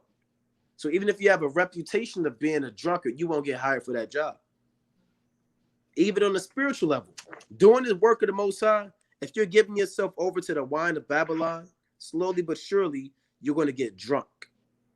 And if you contempt small things, you're going to fall by little and little. What does that mean in Sirach 19 and 1 when it says, and he that contemneth small things shall fall by little and little? Meaning what? The little things you do, you may ignore it, right? I'll give you an example. Let's say you like to show up late to camp, right? Camp starts at 3 p.m. You show up at 3:30 every time. You say it's really not that bad, right? Next thing you know, instead of showing up late, next thing you know, you're telling yourself, well, I didn't put my fringes on today. It's really not that bad. I didn't read today. It's really not that bad. I haven't fasted in 3 months. It's really not that bad. I haven't read in a year. All right? It's not that bad. Right? I'm not keeping any more high holy days. Right? It's not that bad. All is a trickle-down effect. If you contempt small things and think the small things don't matter, they're going to turn into big things that do matter that's going to lead to your destruction. So when you're examining yourself and making sure you're not slothful and making sure that you're diligent, you have to want to examine even the small things you do, little habits that you have, people that you entertain, how much time you spend on your phone, or even the small things matter. Because again, those small things are going to turn into big things that's going to lead to your destruction. Right? How much time you spend with your wife and kids, that matters. Right? How much time you spend at your so-called job. Right? Everything matters, and that's to be measured in time. You got it, King. God, this is Ecclesiastes chapter 10, verse 1. Dead flies cause the ointment of the apothecary to send forth a stinking savor. So doth a little folly him that is in reputation for wisdom and honor. So the same way a little fly can destroy the whole ointment, right, can mess it all up, the same way a little bit of folly or a little bit of slothfulness can destroy you. All it takes is a little for something to be a lot. Nothing ever happens overnight. It always happens little by little. Even diseases and cancers and sicknesses, it doesn't usually happen overnight. It kind of builds up. Everything builds up. The Lord deals with building up and building down. I want to say, hey, the Lord destroyed the Egyptians and the Canaanites little by little. Right? I tell you that in Wisdom of Solomon, the 12th chapter. So the Lord will put the spirit in you to destroy yourself by little and little. Right? You say, well, I don't have to read today. I'll read tomorrow. Right? You don't want to pick up bad habits in this truth. Right? That's the point of the matter. Right? You, a lot of brothers, you're falling out this thing because what? You don't have a set structure. You're unorganized. You come home, you say, well, what am I going to read today? And you take 4 hours to figure out what you're going to read. You're flipping through the Bible like a madman. What do I want to get into today? Right? I'm thinking about getting into, I want to get into Proverbs. Maybe Revelation. No, you don't want to be like that, man. You want to have a structure. Everything requires structure and organization, right? So a lot of brothers, you falling out because you don't have any structure. You're winging it. You should know what you're reading through the week. You should know what you're studying. All this stuff should be structured and organized. It shouldn't be sporadic and random, right? The Lord said, let all things in 1 Corinthians 14:40 be done decently and in order. No man and no woman should be randomly flipping through the pages trying to figure out what they're going to do for the night. Do I want to study? Do I want to read? Or maybe I should fast. No, these things should be done. Let me go to Sirach chapter 42, right? In writing, right? It's okay to have a schedule. It's all right to put things in structure. It's okay to say, okay, I'm going to read 10 chapters in the book of Luke from 8 p.m. to 10 p.m. Okay, then after that, I'll go over my precepts for 30 minutes. Okay, then after that, I may go over some history. Okay, then after that, I'll make sure I throw out my prayers. It's okay to have structure. And that'll keep you in tight lines. It's okay to set alarms on your phone when to pray. It's okay to set alarms on your phone when it's time for you to study. These things are profitable. With all of these distractions and demons, you have to discipline yourself. You know, I was going to get a precept, but let me go to Wisdom of Solomon first. Right? Let's go to Wisdom of Solomon. So you want to have some order in this thing. Right? Let's go to Wisdom of Solomon, chapter 1. It's like it, bear with me, in the Apocrypha. Right? And that's why brothers fall out too, because you have no structure. You know? Wisdom of Solomon, chapter 1 and 5. It reads, for the Holy Spirit of discipline will flee deceit and remove from thoughts that are without understanding and will not abide when unrighteousness cometh in. So you want to make sure you're praying for the Holy Spirit of discipline.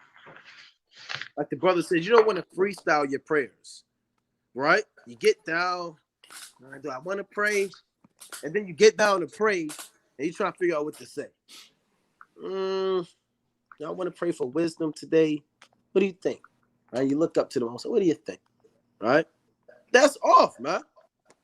And even if you have to do it at the beginning of the week, you put your weekly planner together, right? Even though it's all Lord willing, or you may have a planner together.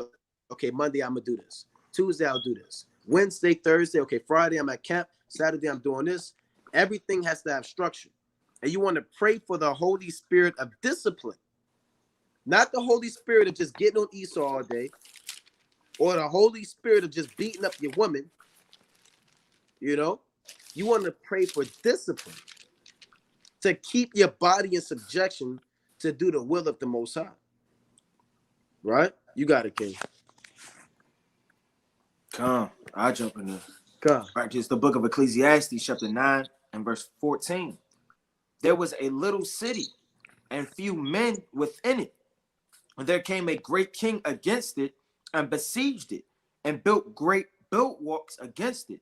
Now there was found in it a poor wise man, and he by his wisdom delivered the city, yet no man remembered that same poor man. Then I said, wisdom is better than strength. A lot of people, they want the glitz and glory of this world, man. They care about things that man cares about and what's cool in the society. And they want to keep up with what's going on instead of being that quiet man that reads all day, man. Don't you know you're actually building for strength? You don't even have to see it. Don't think you're going to grow 10 pounds of all muscle. You're going to grow in height and stature 3 more feet. Know you're laying up spiritual riches, spiritual gold, spiritual silver, right? The Lord is preparing your mansion in the kingdom, man. It says, then I said, wisdom is better than strength. Nevertheless, the poor man's wisdom is despised, and his words are not heard. The words of the wise men are heard in quiet, more than a cry of him that ruleth among fools. So literally, wisdom can literally save a city, man. Not by guns and warfare and folly. And no, literally the Lord putting his spirit on you can save you, man. So it's very important to have wisdom. And if you're not reading and praying, you're not going to obtain that wisdom. Let me get another quick precept. It's book of Ecclesiastes 10 and 17. Blessed art thou, O land, when the king is the son of nobles, and thy princes eat in due season, for strength and not for drunkenness. By much slothful, right? For slothfulness, the building decayeth. So by a lot of slothfulness, you're not taking care of your office, the building decayeth. That's not talking about because you didn't go to Home Depot, get the 4x4 wood, the clay, and the putty that your next door neighbor's house is going to cave in, man. We're the temple, we're the house. If we don't continue to build upon ourselves every single day by making sure that we're diligent, all the doors are locked, no demons are getting in, it's not raining and pouring, which is tribulations and trials, the sun not beating on the roof and it's decaying, everything trying to take us down. If we're literally building upon this house constantly, it's going to stand because it's founded on a rock, which is Yahushua. It says, by much slothfulness, the building decayeth, and through idleness, the hands of the house droppeth through. So an idle house is going to literally decay over time. And the house doesn't just drop out of thin air, right? It starts with a loose doorknob. These, damn it, I'll get to that tomorrow. Then that doorknob turn into the hinge kind of crooked on the door. Next thing you know, man, I'll get to that tomorrow. Next thing you know, it's a leak in the basement. The damn carburetor, your generator all busted. It's damn nails, all hell breaking loose, man. By the time you take a nap and wake back up, the whole roof then caved in, man. And that's you on a spiritual level. If you're not building upon yourself, and you don't always have to be feeling like you gaining wisdom, because you can literally repair things in your house, and that's by examining yourself. Don't think you got to go in Ezekiel all the time. Go in second Esdras and go in Daniel to obtain everlasting life, mercy, or strength, or to be high in a building. What you do is you examine your house, you make sure that everything's where it's supposed to be, the hinges are intact, the bricks are laid, the foundation is on dry land, it's upon the rock, and you continue to make sure that everything's in order. It says what? Idle hands, the house droppeth through. So the house gonna eventually fall if brothers don't continue to watch and make sure that everything that they're building upon stays in endurance. Right? I got a precept. Come, I got one after you. Second Maccabees. Slacky, let me get there. Chapter 2, verse 20. I'll get to the point. Verse 24. Or start at 26. Therefore, to us that we have taken upon us this painful labor of abridging, it was not easy, but a matter of sweat and watching, even as it is no ease unto him that prepareth a banquet and seeketh the benefit of others. Yet for the pleasuring of many we will undertake gladly this great pains, leaving to the author the exact building of every particular, and laboring to follow the rules of an abridgment. For as the master builder of a new house must care for the whole building, but he that undertaketh to set it out and paint it must seek out fit things for the adorning thereof, even so I think it is with us. So the same way that these scribes had to figure out what to put in, what to not really put in, and what to put out, right? Everything that they had to consider, they had to labor, right? And they had to understand that, Salakia, lost my train of point. Right.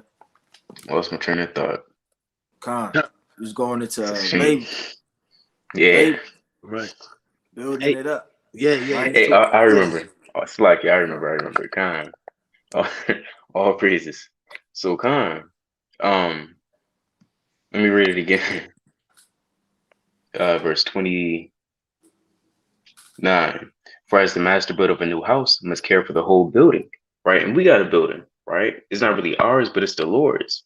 And we have to make sure that this building is, up to date, right? We got to make sure things are running smoothly, right? In fact, every respective camp has to make sure that is running smoothly to the best of its ability. All right. Let me continue.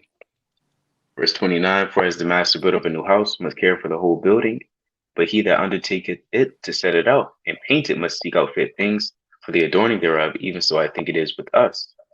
Right, that's all I want to pretty much bring out, that we have a building as well, and it's a temple that we have to tend to, and we have to consider, and we really put in the work, find out what's necessary and what's not necessary for the body.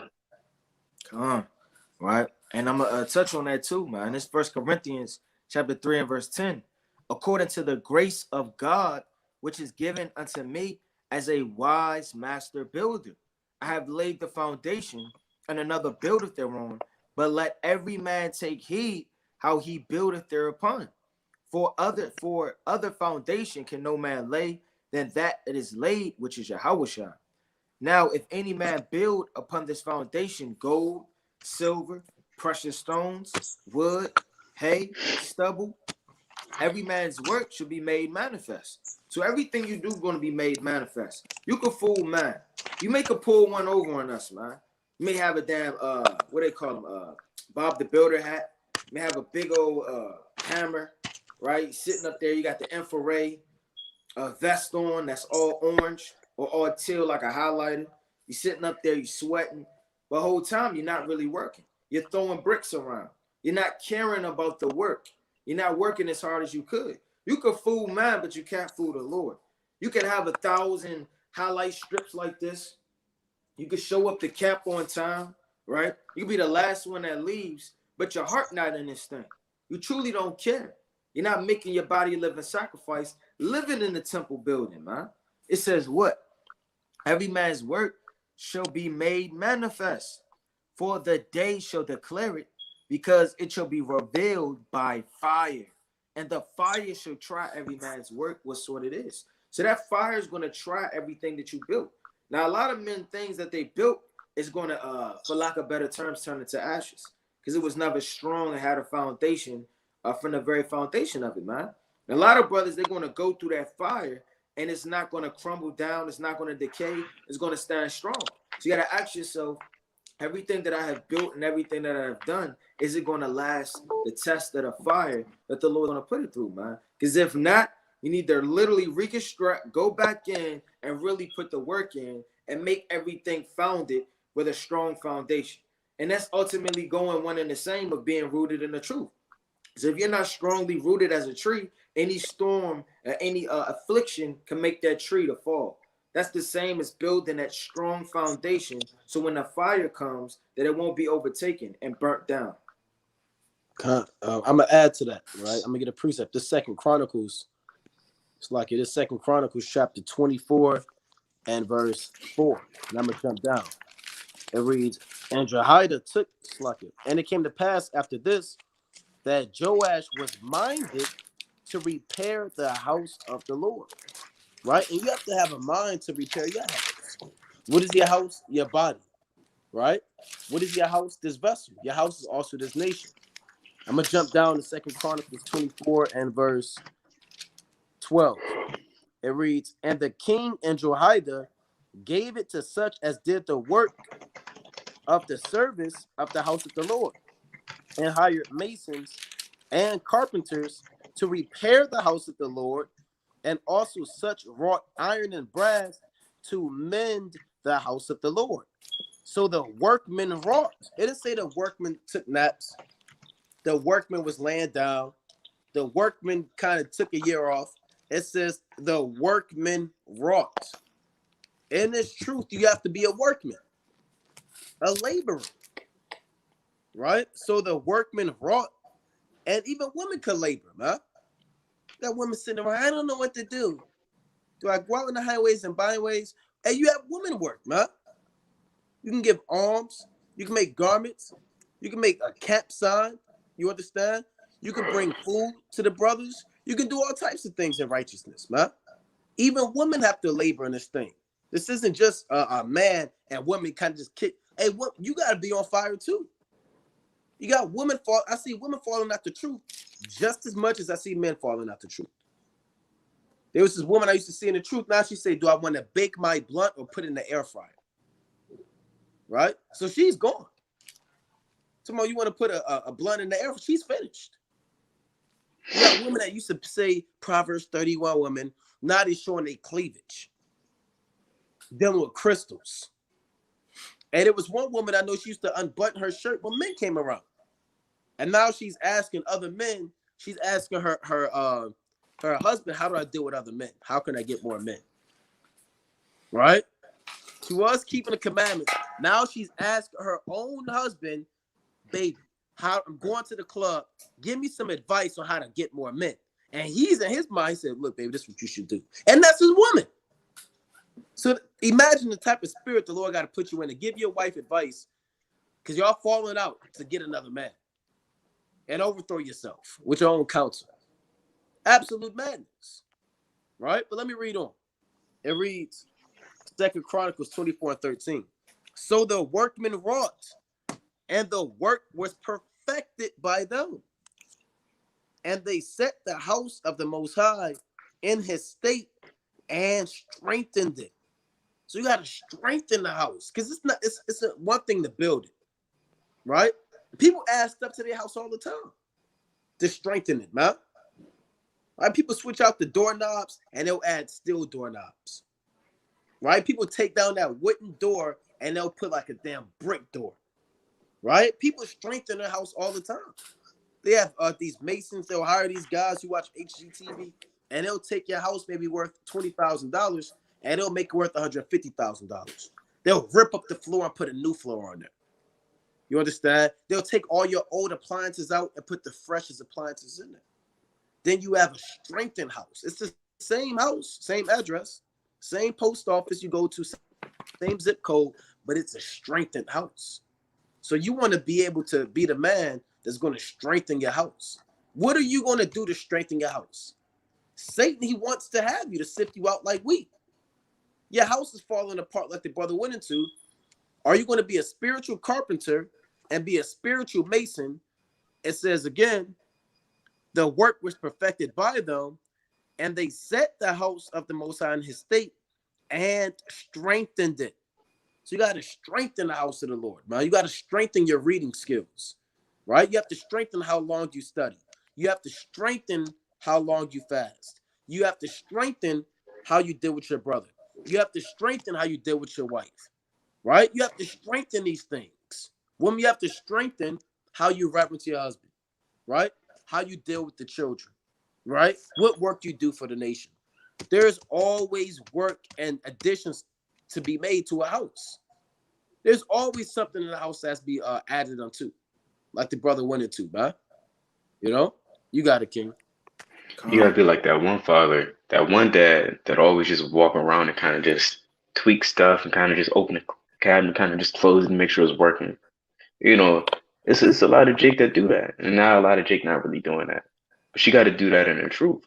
If anybody had father or grandparents that moves like that, then you will know what I'm talking about. You kind of just turn on the faucet, just close it. Utility belt on. Utility belt on a Sunday morning. Right. Sunday morning, 5 o'clock. You know, kind of just spraying the grass, make sure everything work. You gotta have the same mentality being in this truth. Let me pull out this precept, Leviticus 14:40. Then the priest shall command that they take away the stones in which the plague is, and they shall cast them into an unclean place without the city. Right? You understand through the scriptures that we're trying to be those lively stones, but not everybody's going to be a lively stone. Not every stone is going to fit perfectly in a temple. It's just not going to happen. There's only a select few that will properly fit in a temple, right? And then you're going to have the rejects. You're going to have the stones that's plagued, that stink, that's musty, right? Or chipped and cracked, right? You don't want to be that type of stone because on a spiritual level, the Lord is going to do the same thing with you. He's going to cast you without. He's going to cast you without the city, right? And you won't be measured within the temple and the court. Right? You're going to be measured without, right? You're going to be pretty much in the same outskirts as the nations. Let me get this real quick just to prove it in Revelation chapter 11, verse 1. And there was given me a reed like unto a rod, and the angel stood, saying, Rise and measure the temple of God and the altar and them that worship therein. Right? But the court which is without the temple leave out and measure it not. For it is given unto the Gentiles in the holy city, shall they tread underfoot for 42 months. Right? So long story short, you're gonna have the elect and you're gonna have the nations, of course, without, but you're also gonna have the 2/3 without as well. Right? Con, let me jump in there. And I'm gonna just put a visual with it, man. Right? Because this could be you on a spiritual level. Got the beat down house, then you got the renewing the house, right? And that's what they do on these TV shows. They got a beat down house. It don't got no paint on it, pillars crumbling, right? And that could be you, man. You haven't fasted for 3 weeks. This is how you look, man. Right? You about to fall in with that one fast, those chapters that you read, these things that you did, man, is putting work into your house. And if you don't take care, like the brothers are bringing out, then that house is going to be crumbled and destroyed. It's the book of Nehemiah, chapter 5 and verse number 12. It says, Then said they, we will restore them. So you need people that's going to help restore you in this thing, man. You don't want to be around a nigga that's trying to break down your house all day. He's the brother that's throwing a rock in your garage door. Now you got glass everywhere. He's the person that's snatching this pillar. He's the person that cut those strange red wires in your basement. Now you smell gas in your damn house. You getting woozy, man. You don't want to hang around brothers like that. They say, then said they, we will restore them, and we will require nothing of them. So we will do as thou sayest. And I called the priests and took an oath of them that they should do according to this promise. Also, I shook my lap and said, so God shake out every man from his house and from his labor that perform not this promise. So the Lord can shake you out this thing, man. You literally on a deeper level sound your life to the Lord once you came into this truth. You've already been bought and purchased by the blood of Yahushua. Your contract's already sealed from the foundation of the earth. The Lord created your spirit to serve him. You were already predestinated to have his knowledge, his understanding, to be set up in the lot that you're in. If you deny the Lord, turn back away, the Lord is going to kill you, man. It says, and from his labor, and to performeth not this promise, even thus be shaken out and imputed. And all the congregation said, Amen, and praise the Lord. And the people did according to this promise. So you have to do according to what the Lord blessed you with, man. And don't take this for granted. And don't take this like this is something to do for fun. Hey, this is brothers' lives on the line, man. This is brothers' families on the line. You have to sincerely, as men, even women, but chiefly men, take care of your households. You're teaching your wives. You're building up your children. You're helping your house stay in order. And evidently the man is the house and the woman are the pillars. You understand? So if your house is crumbling, that's why the Lord said if a man don't hold himself diligently in the fear of the Lord, his house will soon be overthrown.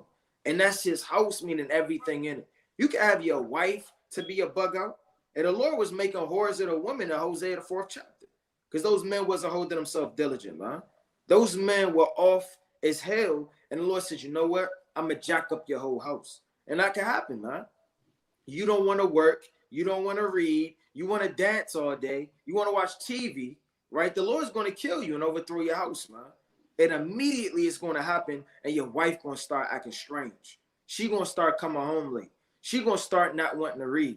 Your kids are going to start having other friends that manipulate their mind and things that they never started to be in the first place. And the next thing you know, your doors everywhere, your window busted in, and your garage is crooked, man. You got it. You on mute. So like this one brother, man, the Lord overthrew his house, and the Lord could start putting demons in your house, right? In your mind. Then the brother, he started having thoughts, and then he started dealing with homosexuality, right? And then he started dealing with men. And he made a post on social media about how he was dealing with men now. So the Lord can do anything to you, man. He'll give you over to these demons.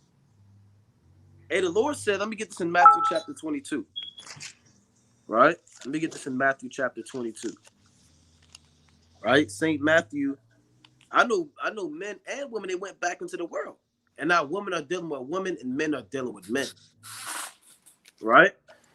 Matthew chapter and like the brothers, these are real life accounts. Nobody's just making stuff up. Right.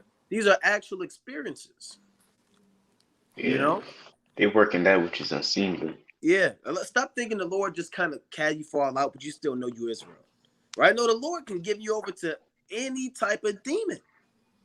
You know how many spirits? It's 7 spirits up there in the Most High, which means an infinite amount. And it's not just Michael up there and Satan. You have a whole bunch. You have lust spirits. You have spirits of extortion. You have the Most High put a damn jailhouse spirit on you. Try to find you into damn jail, man. Right? Put a reprobate spirit on you. The Most High put a damn. You want to get plastic surgery, right? You don't want to do the work of the Most High. The Most High give you over to a birthday spirit. You start want to keep them the damn birthday. All types of these demons the Most High can put on you, right? This Matthew chapter 22, and I want to get that in verse. Right, bear with me. This Matthew chapter 22 and 12. It reads, and he said unto him, friend, how camest thou in hither, not having a wedding garment? And he was speechless. So if you don't have your wedding garment on, guess what? The Lord is going to confound you. He'll run upon you when you least expect it. It reads, then said the king to the servants, bind him hand and foot, meaning there's no escape. Once the Lord bind you hand and foot and make you a captive of Satan and a captive to sin, because you don't want to keep your garment on and keep it clean, the Lord is going to bind you hand and foot and take him away and cast him into outer darkness. And there shall be weeping and gnashing of teeth. So a lot of brothers are being bound hand and foot and sent back into the world to deal with these demons. You know why? Because they refuse to keep their garment clean. They refuse to examine yourself. Like I said, you're slowly falling out. You don't even know it. Right? Let me get that in Judges chapter 16. Don't be the brother that's slowly falling out and you don't even know it. Right? I bring this precept out all the time. Right? About Samson. Look at that. Is that live? Nah. Oh. Folly. Yeah, well, for brothers that, can you show it one more time, King? Con. Brothers may not know, right? We know, but that's the brother who used to be part of the camp, right? Now that brother used to be part of the camp. He went by the name Bayath Quadash. Almost forgot the brother's name, right? He went by the name Bayath Quadash. And now, instead of reading and studying, all he does is jump and squats and lift weights. The Lord gave him over to a workout spirit. Now, all he does is work out, rather he has a blunt in his hand, or rather he got a woman around, but that's all he does nonstop. He just works out and jumps weights. You know? But the Lord can do that, man. Make you a gym rat. Right? This you have a jailhouse spirit, a gym rat spirit. These spirits happen. And the Lord said, all that behold, it began to mock him, saying this man began to build and was not able to finish. Right? So the Lord can mock you, man, and make you a laughing stock. Right? This is the book of Judges, chapter 16. And that could be any one of us. You know?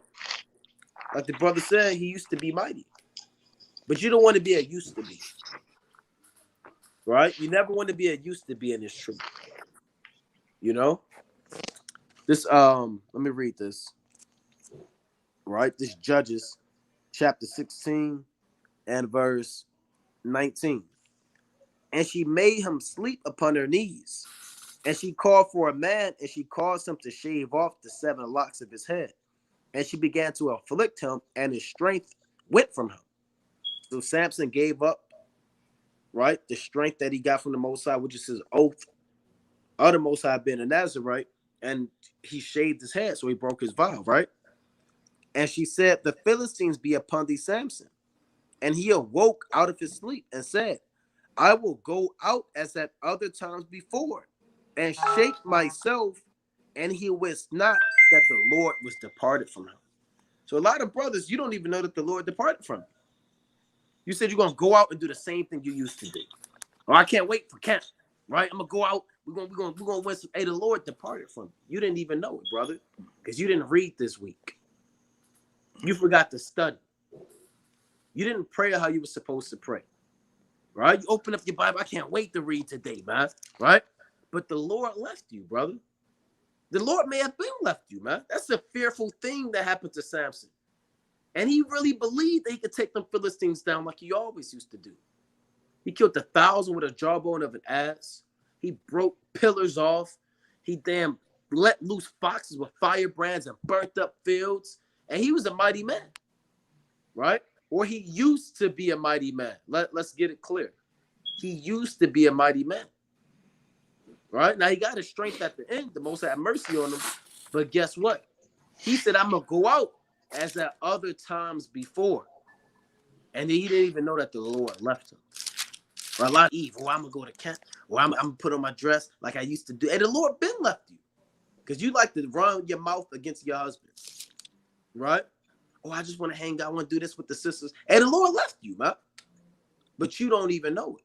Samson didn't know till it was too late.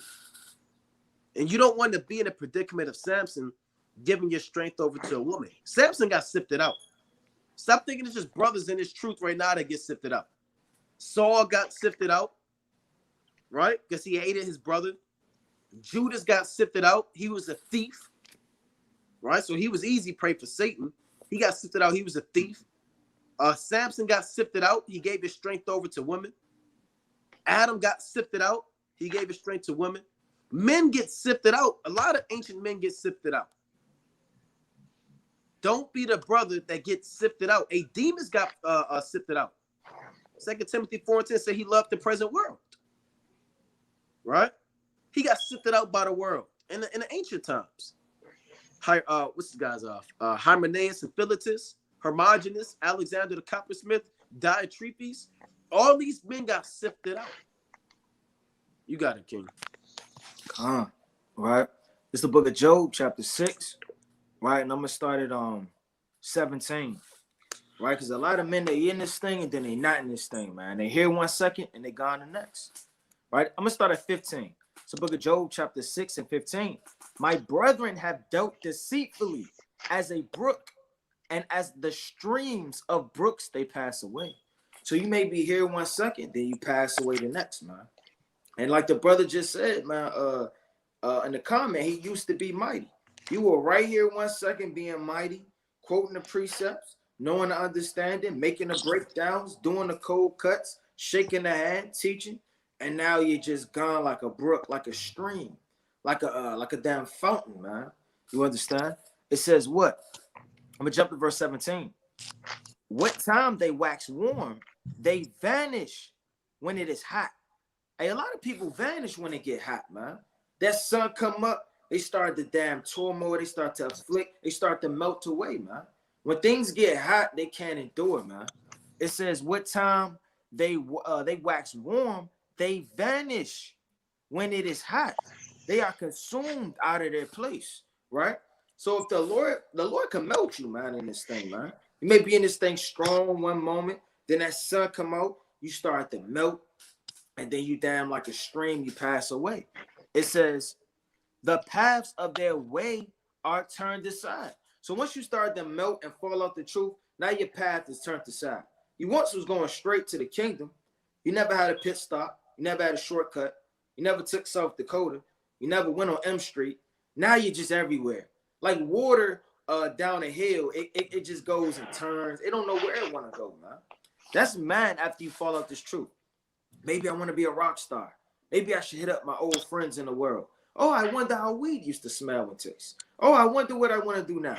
Right now, you just everywhere. It says the paths of their way are turned aside. They go to nothing and perish. So once you leave this truth, you're gonna go to nothing and perish, man. Stop thinking is damn, like they say in the world, the grass is greener on the other side. Stop thinking you missing something. This is all an illusion. These cars, these women, these clubs, these pictures, this nightlife, right? These women, right? The lust of the flesh, all of it is a big illusion, man. Don't be a fool, man, in this thing. Because once you go and actually get curious and go back into something you think you missed, that's when you're going to die to death. Huh. Hey, well, Eve saw that the tree was pleasant to the eyes. A tree desired to make one wise. You know, that's all it takes, man. Right? This 2 Corinthians chapter 4 and verse. Right, this is a mighty chapter, man. I'm gonna start at verse 16. It reads, "For which cause we faint not, but though our outward man perish, yet the inward man is renewed day by day." So, or your outward man may perish, right? You may develop back problems, right? You may, and it's truth. Your health may get weaker. You may have ailments that you never thought that you would have. So your outward man is slowly perishing. You're getting older. You're getting gray hairs. You're corrupted. Right? Now it says the inward man should be renewed day by day. Right? The Lord said in 1 Corinthians chapter 15, I die daily. You want to die daily in this truth. You want to kill that old man every day. Hey, that old man will creep back up on you. I brought out in the cold cut, kill or be killed. Hey, either you kill that old man or he's going to kill you. And he'll come out the grave and he'll follow you. He knows where you live at. He knows your address. He can walk through walls. He can hop into your flesh. He can get on your woman. He'll tap in your hand. And that old man is a mighty enemy, man.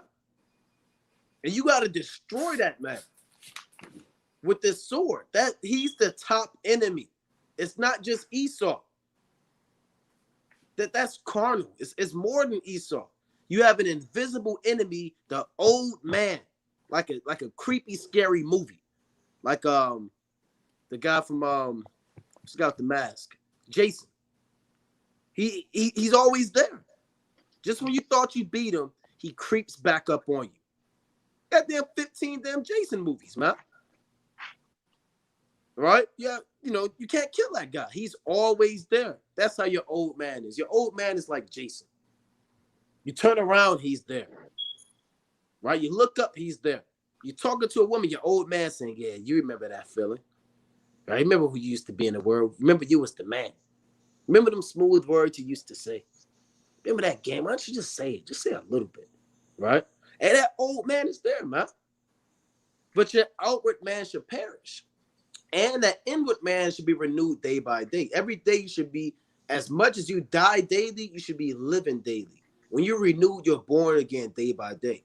It's not just a born again, you've been in the truth 5 years. I was born again 5 years ago. No, you should be born again every day. And the spirit, right? Your spirit should be renewed. Read on.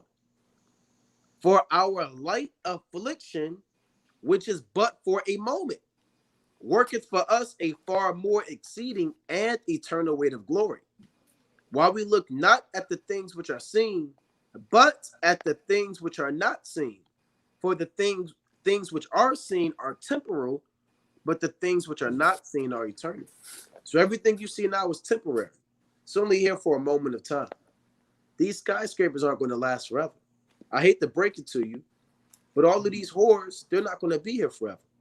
Right? These casinos you're attracted to, Jake, these streets, the damn job, this paper money, it's temporary.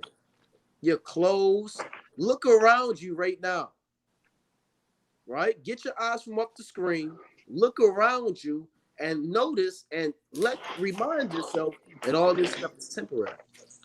You open your bank account, it's temporary. See how much funds you got in there. Right? Drive around. Get in the car, drive around the city, say all this stuff is temporary. You got to remind yourself, because Esau will have you think that this thing is going to last forever. Got to keep going to work, telling you what's going to happen in 3 weeks. All these plans he got, he's remind you of all of his plans. So he's seducing you, man. You driving past a building will be constructed in the year 2025, right? You'll get this job in 3 years. He has all these damn plans trying to rock you back to sleep, man. You got to tell yourself, no, it won't be in 2025, right? No, I won't be here in 3 more years. You got to tell yourself that, man. Because this double, he'll damn let you think that he's going to rule forever, right? It says, let me read that one more time. While we look not at the things which are seen, but at the things which are not seen. You should be looking at the things that aren't seen. You should be looking at the chariots. You should imagine these things. And you got to have an imagination in this thing, right? You got to have some type of a childlike mentality when it comes to hoping for the kingdom.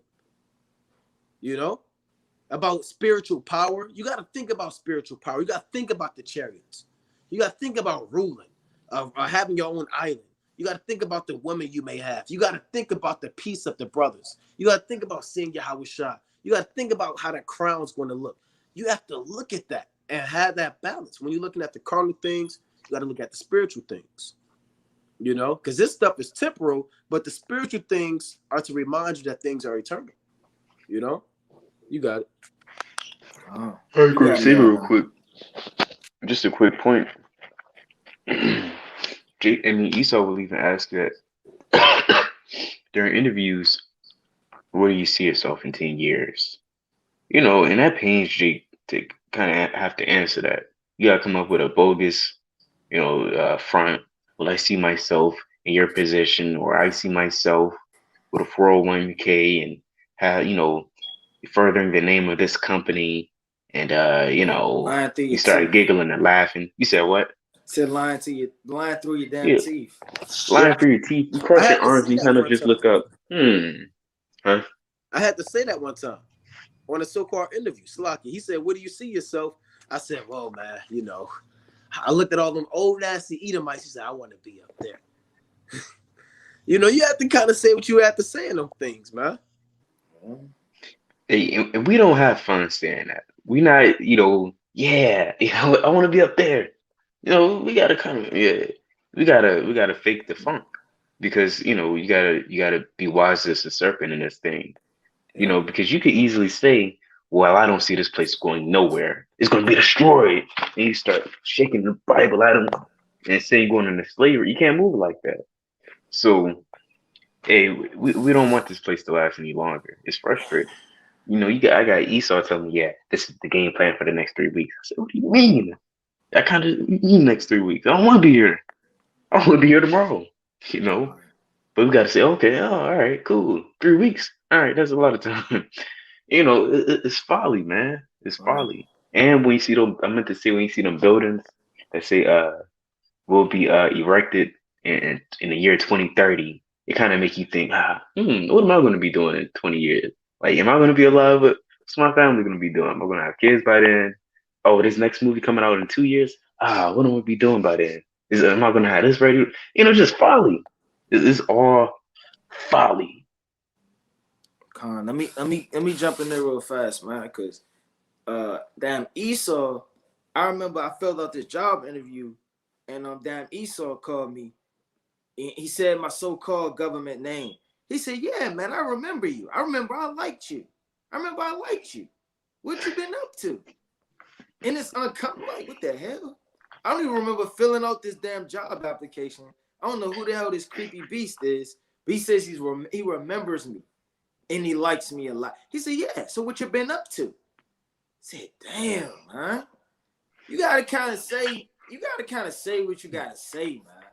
Yeah, I've been surviving, doing my thing, you know what I'm saying? It's like it's uncomfortable, man. We tired of sitting down with these 9-to-5 jobs, man. Right? You can't just tell Esau where you see yourself in 30 years. Well, you in chains. You're gonna get thrown up out of that thing, man. Let me bring this out. This is the book of Isaiah, chapter 27 and verse 20. I'm gonna start at 15. Isaiah 27:15. Because ye have said, we have made a covenant with death, and with hell are we at agreement. So a lot of people, they make a covenant with death, man, because they love this society too much, man. They don't want to leave it. They stuffed down the covenant of the Lord, and they picked up the covenant of death, man. Covenant of death of all this idolatry, these lies, damn the mark of the beast, everything that's coming with this wicked world, you make a covenant with it, man. Jake got to come out of this thing, man. Stop living in America and loving it, man. And a lot of you Jakes, you secretly love America. You don't think it's that bad, man. A lot of people in the back of their mind, it's not their bad. They read the Greek captivity. They read how they burned their damn books. You read about the Babylonian captivity, right? How bad that was. They read about the Roman captivity, the siege. They read about the Egyptian captivity, how they wrought in the work in the field. They read about all these things. Then they say, damn, America's supposed to be the worst one? I mean, I don't know about this thing, right? Then they start thinking it's not that bad. Just because it's Christmas, Halloween, New Year's, Easter, kids running around, amusement parks, festivals, carnivals, damn NFL Day, NBA Live, all of this folly, man, like the brother was going into. It said, because ye have said, we have made a covenant with death, and with hell are we at agreement. When the overflowing scourge shall pass through, it shall not come unto us, for we have made lives our refuge. A lot of people saying these things are going to come to us, right? Because we trust in this. This society is going to flourish. We're going to be here 20 years from now. Don't make lives your refuge, man. And these lies are that the world is going to continue 50 years from now, man. 12,000 years from now. 100 years from now. Don't make these different lies from the spiritual demon Satan telling you all of this folly in these different nations your refuge. And a lot of people, they love that. They flee into it. They eat it up and they run to it. It say, and under falsehood have we hid ourselves. So we don't want to hide ourselves under falsehood.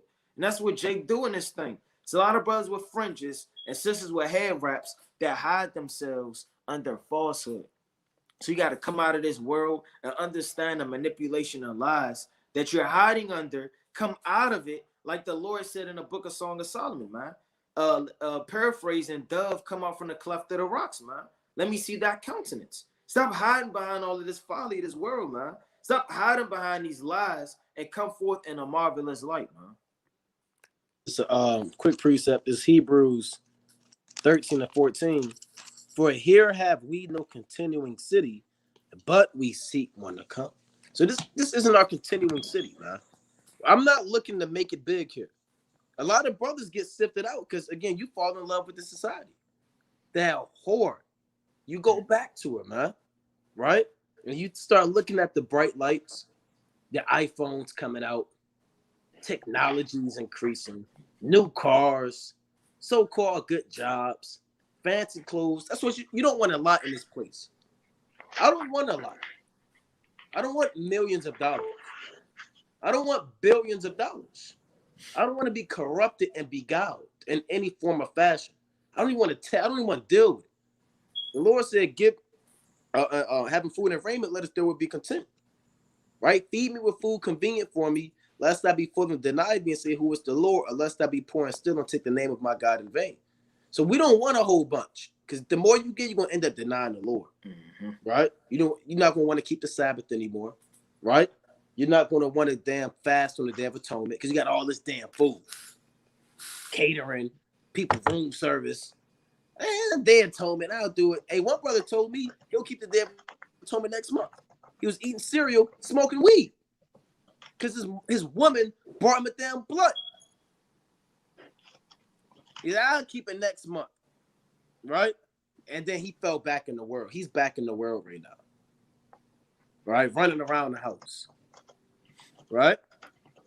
You got brothers playing basketball in the rain. You got all types of spirits hopping on people due to rebellion.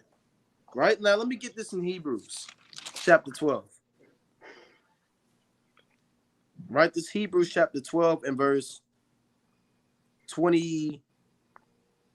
I'll start at 20. Right? Hebrews chapter 12 and 20. It reads, for they cannot endure that which was commanded.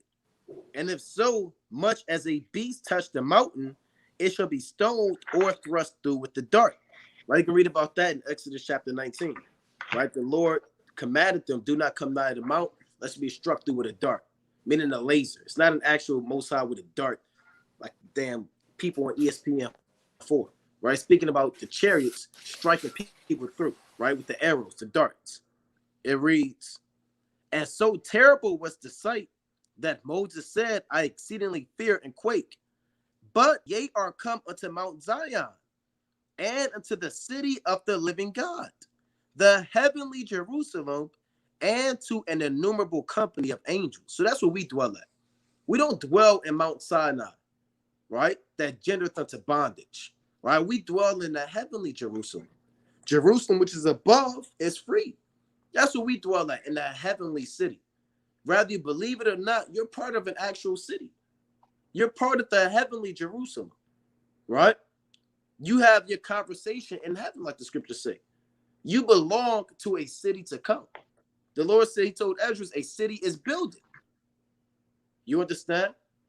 That's speaking about the elect, us as a people, right? We're being established and we belong to heavenly Jerusalem. We don't belong to this world. We're not of this world, man. And this world, we're weirdos. We're bug outs, right? We're ostracized. We're a spectacle to the world. People don't spit on you. They will mock you.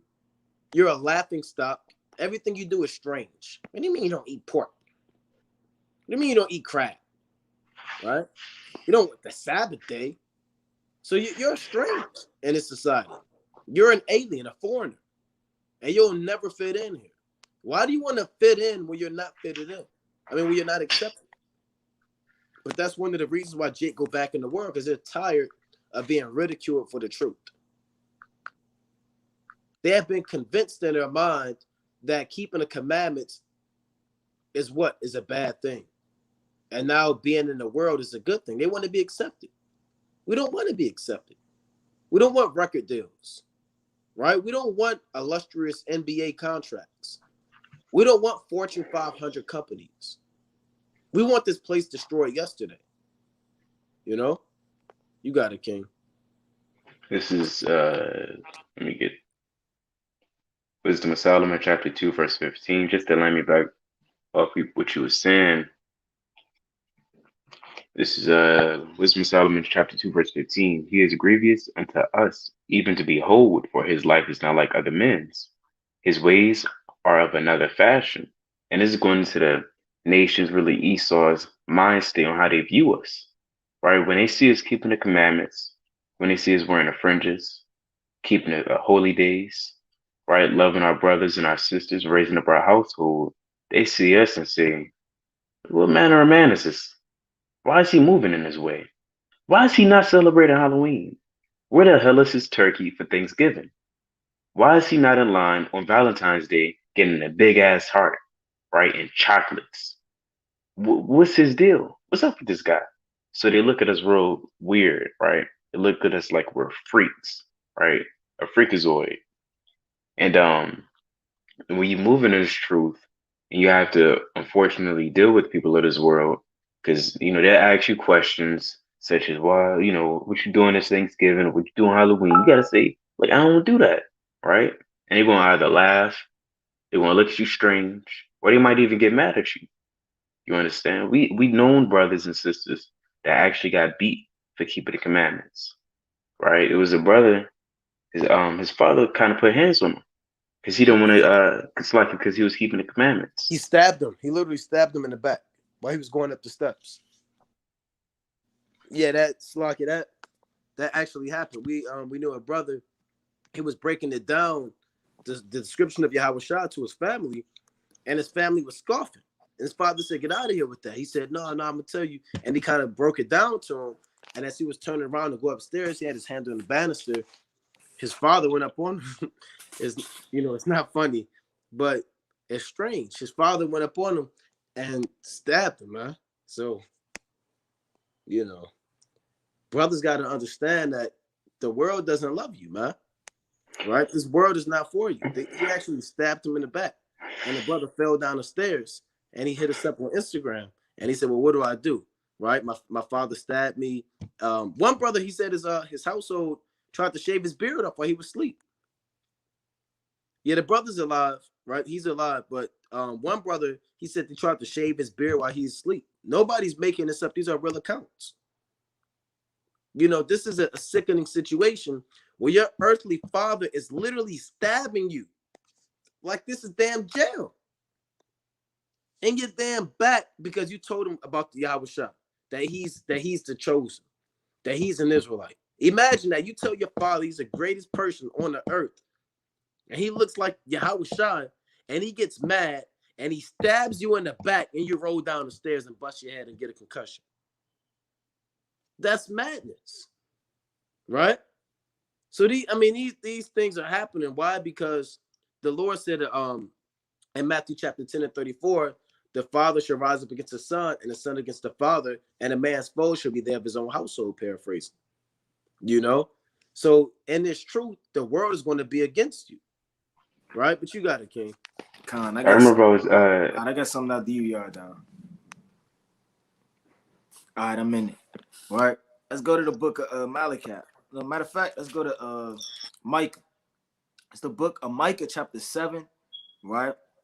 And this whole chapter is fire, man. Right? But we're gonna start at verse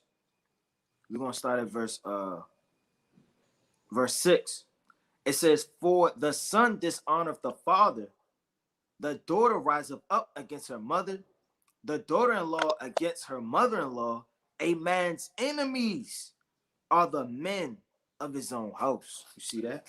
So that's prophesied from the Old Testament all the way to the New Testament, that all hell would be breaking loose. So these things aren't as strange as they may appear. Yeah, it's an unusual, strange situation.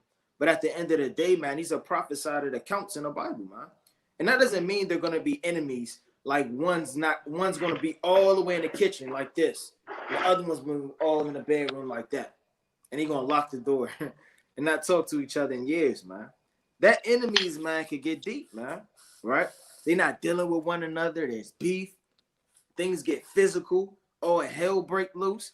And ultimately, man, even though these things, are hurtful to find out and see, it's a blessing, man.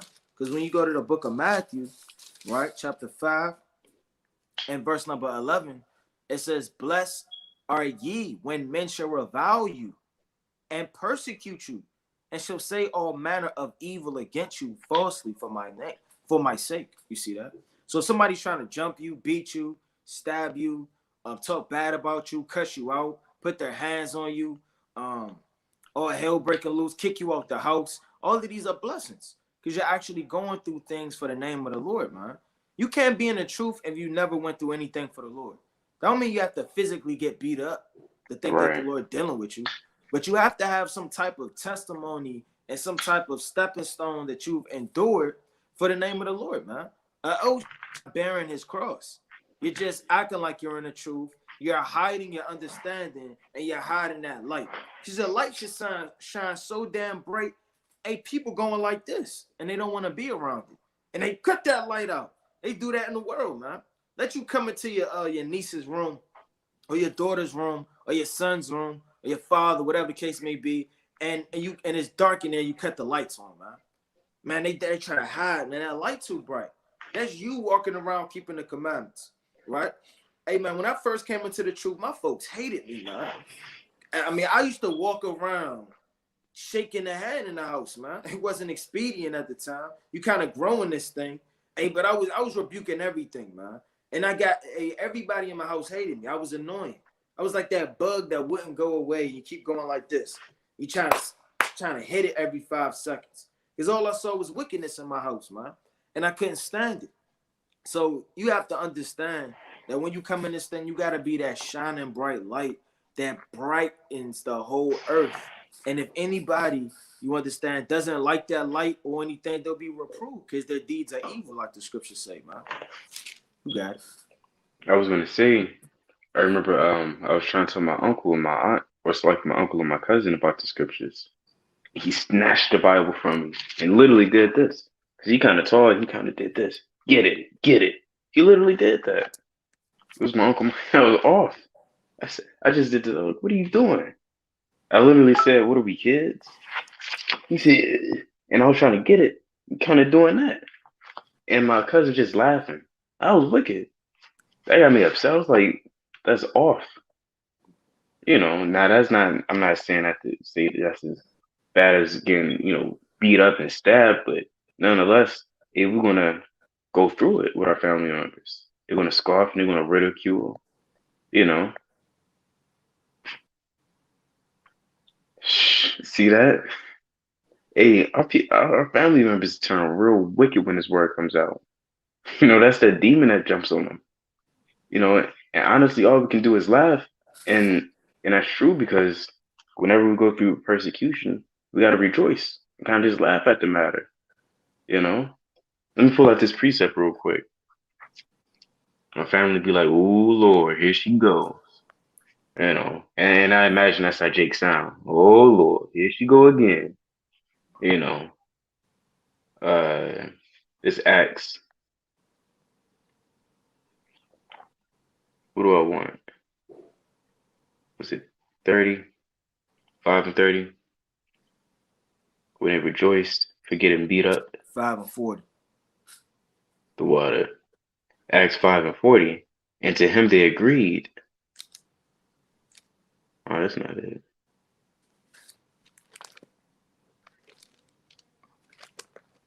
Yes, Acts 5 and 40 on down when the apostles got beat. You read on they beat. Yeah, okay, it's fine. And to him they agreed, and when they had called the apostles and beaten them, they commanded that they should not speak the name of Yahushua and let them go. And they departed from the presence of the council, rejoicing that they were counted worthy to suffer shame for his name. Right? So they rejoiced. And they're rejoicing. Best believe they was laughing. It was kind of, best believe they was drinking some yan after that. Because this is a beautiful thing to get persecuted for the Lord. Right? All those brothers and sisters that's commenting and telling me anecdotes of being persecuted for the Lord, and you got to rejoice. It's easier said than done, but you got to understand this is all being done for the Lord. Yeah.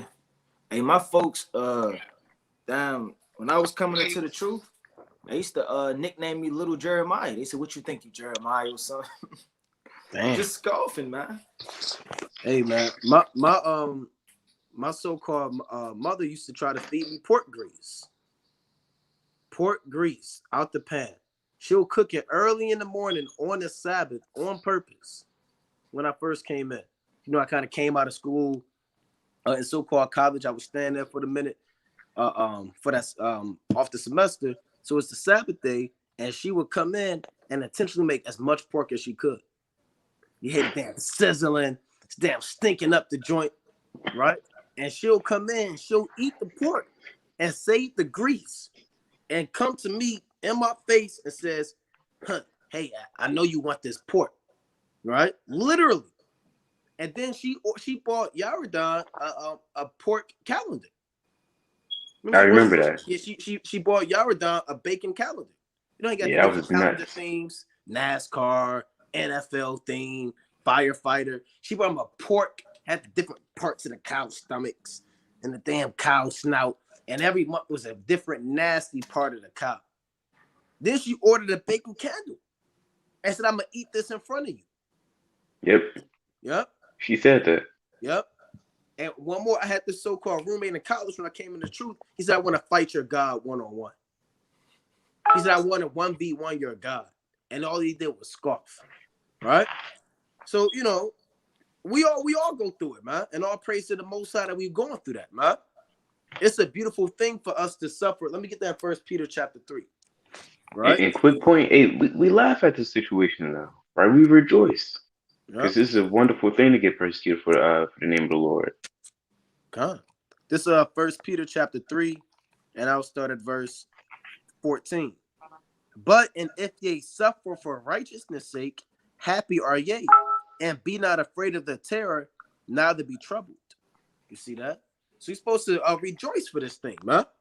When people try to feed you pork early in the morning while you sleep and stab you in the back and call you Little Jeremiah and give you bacon calendars and hold the Bible and slap you in the face.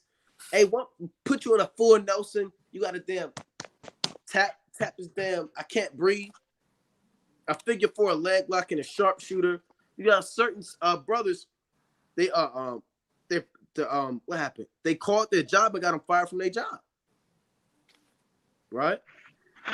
So these things are happening, right? And you're supposed to rejoice in the name of the Lord because you're counted worthy. Because Yahushua went through these things. Let me get this precept real quick in Mark. Everything we go through, Yahushua went through, man. It's not like the Lord didn't go through it, right? And that's the beautiful thing, to go through what Yahushua went through, evil or good, man. Right? That's a beautiful thing, because he did it for what? For his people, for the Heavenly Father. Right? Let me get this in St. Mark, the 3rd chapter.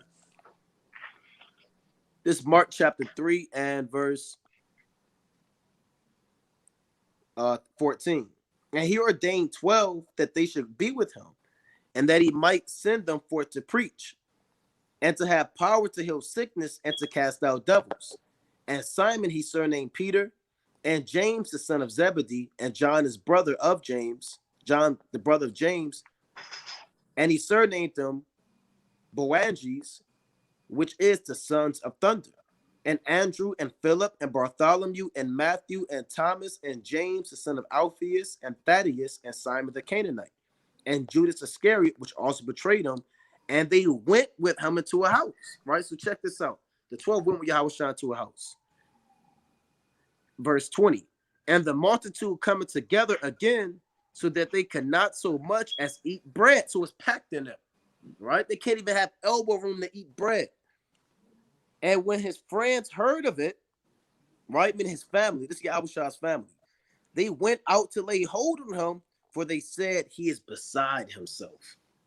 They said the Lord is beside himself. Right? You're crazy. You're nuts. Hanging around all these people, doing all these miracles. They said Yahushua was crazy. His own family said they came to lay hold on him. Imagine you out there teaching and your family come to grab you up and say, no, you crazy. We're going to take you to the nut house. Right? We'll take you to the psychiatric ward. And they'll then put you in they would have put the Lord in the psychiatric ward if this was modern day times. But the Lord kind of had him kind of get through that. So Yahushua went through it. Guess what we're going to go through, man? You know? Real quick, I remember my uncle said, I'm going to drop you. He was like, I'm going to drop you. Because we bringing out the word. He didn't like that Allah was a false God. He said, I'm going to drop you. He said, I'm going to do it. He was walking close to my, most I put in my grandfather's spirit to kind of intervene. Hey, get out of here. Get out of here, you nut job. Hey, but had he not been there, hey, all hell would have broke loose. He said, I'm going to drop you. I'm going to crush you. I said, what are you talking about? I said, why would you speak to your own kin like that? He didn't say nothing. He was kind of didn't say nothing. And then still said, I'm going to drop you. I'm going to crush you. That was real wicked, man.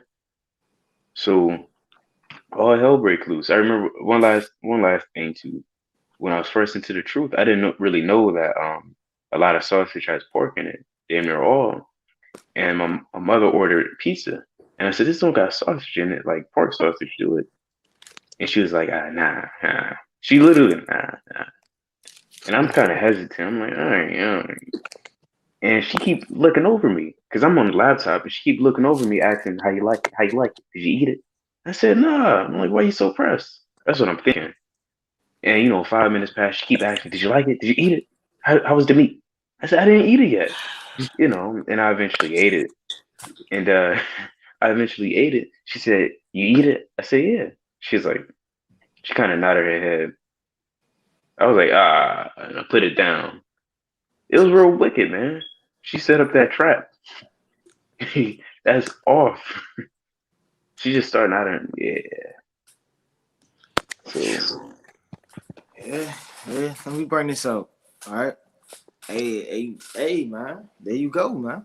So, Satan can hop on anybody. Right? It's the book of Acts, chapter 26 and verse 24. And as he thus spake for himself, Festus Fetus said with a loud voice, Paul, thou art beside thyself. Right? Going into the same precept the brother brought out, man. A lot of learning people think you crazy. Something's wrong with this guy, man. Isn't this the same guy that used to smoke weed? Didn't you sell me some damn weed 5 months ago? And you're talking about a Lord and a Savior, and he's a so-called black man? He got red eyes, he got some woolly hair, and he got a scepter in his hand, and he's coming to destroy the so-called white man. And he'll laugh, man, like it's a spectacle or a joke, man. People actually think this is a joke, man. It says, with a loud voice, Paul, thou art beside thyself. And when it says a loud voice, I'm led to believe he was yelling at him like, you damn fool. You can't believe what you're saying right now. This loud voice wasn't just him asking, do y'all need help up there? Right. No, it was a loud voice, right? No, or beside that, so much learning do it to make thee mad. And that's exactly what Jake do when they come into this truth, man. They up all night. They trying to figure out what the hell is going on. Is his name Yahushui? Is it Yahshua? Is it damn? What is it? They're doing their research. They're highlighting. Right? You're learning as much as you can learn in this thing. You got your bookmarks on your damn computer. Right? You sitting up there. You watching this camp, watching that camp, seeing what your spirit resonates with, and you just learn it and you're soaking it all up like a sponge. Next thing you know, you take all of that knowledge and then you start spitting it out, man. Right? And when I first came into the truth, I was cutting people up on damn YouTube. I was on the damn comment board, quoting all of the precepts. I just wanted to teach, man. I just wanted to stop the folly. Every time I saw folly, I see I got something for that. Mm-hmm. Exclamation point, exclamation point, exclamation point. And then I'm damn cutting people up, man. Right? It's that zeal, man. And then literally that grew more and more until the Lord gives you some wisdom, knowledge, and understanding. So a lot of people in this thing, they think that you're mad and crazy. But he said, I am not mad, most noble Festus, but speak forth the words of truth and soberness. So a lot of people, they'll cast you away and say, that's not my baby. We don't know you no more. You're not my friend. You're not my cousin no more. You're not my brother. You're not my sister. Because you're speaking words of folly. Well, actually, we're speaking the words of truth.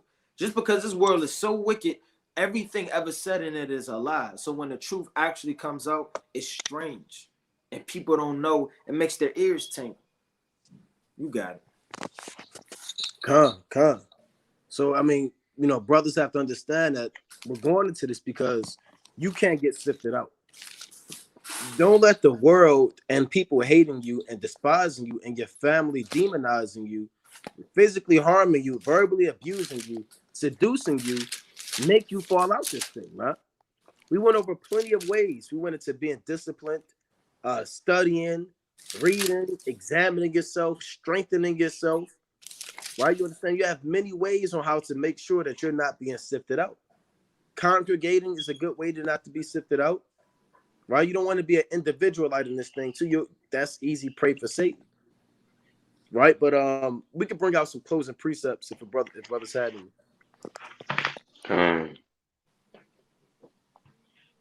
This is Sirach.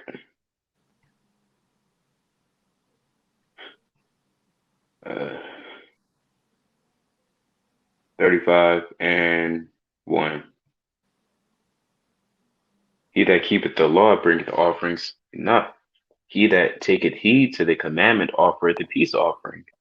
He that requiteth a good turn offereth fine flour. And he that giveth alms sacrificeth praise.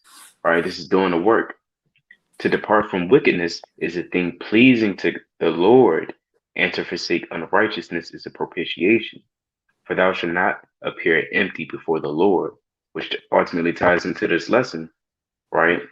7 ways to not get sifted out. One of the ways is you can't be slothful in this thing. You can't appear empty before the Heavenly Father, Yahweh Shemel Rashai. Right? He told you to go to work. He told you to go in the vineyard. He told you to go in the field, and what? And do the work. Right? And hate not laborers work while you at it. Verse 5. For all these things are to be done because of the commandment. Right? This is a commandment. You cannot appear empty before the Lord. The offering of the righteous maketh the altar fat, and the sweet savor thereof is before the Most High. And the sacrifice of the just man is acceptable, and the memorial thereof shall never be forgotten. Right? So don't appear empty in this thing before the Lord.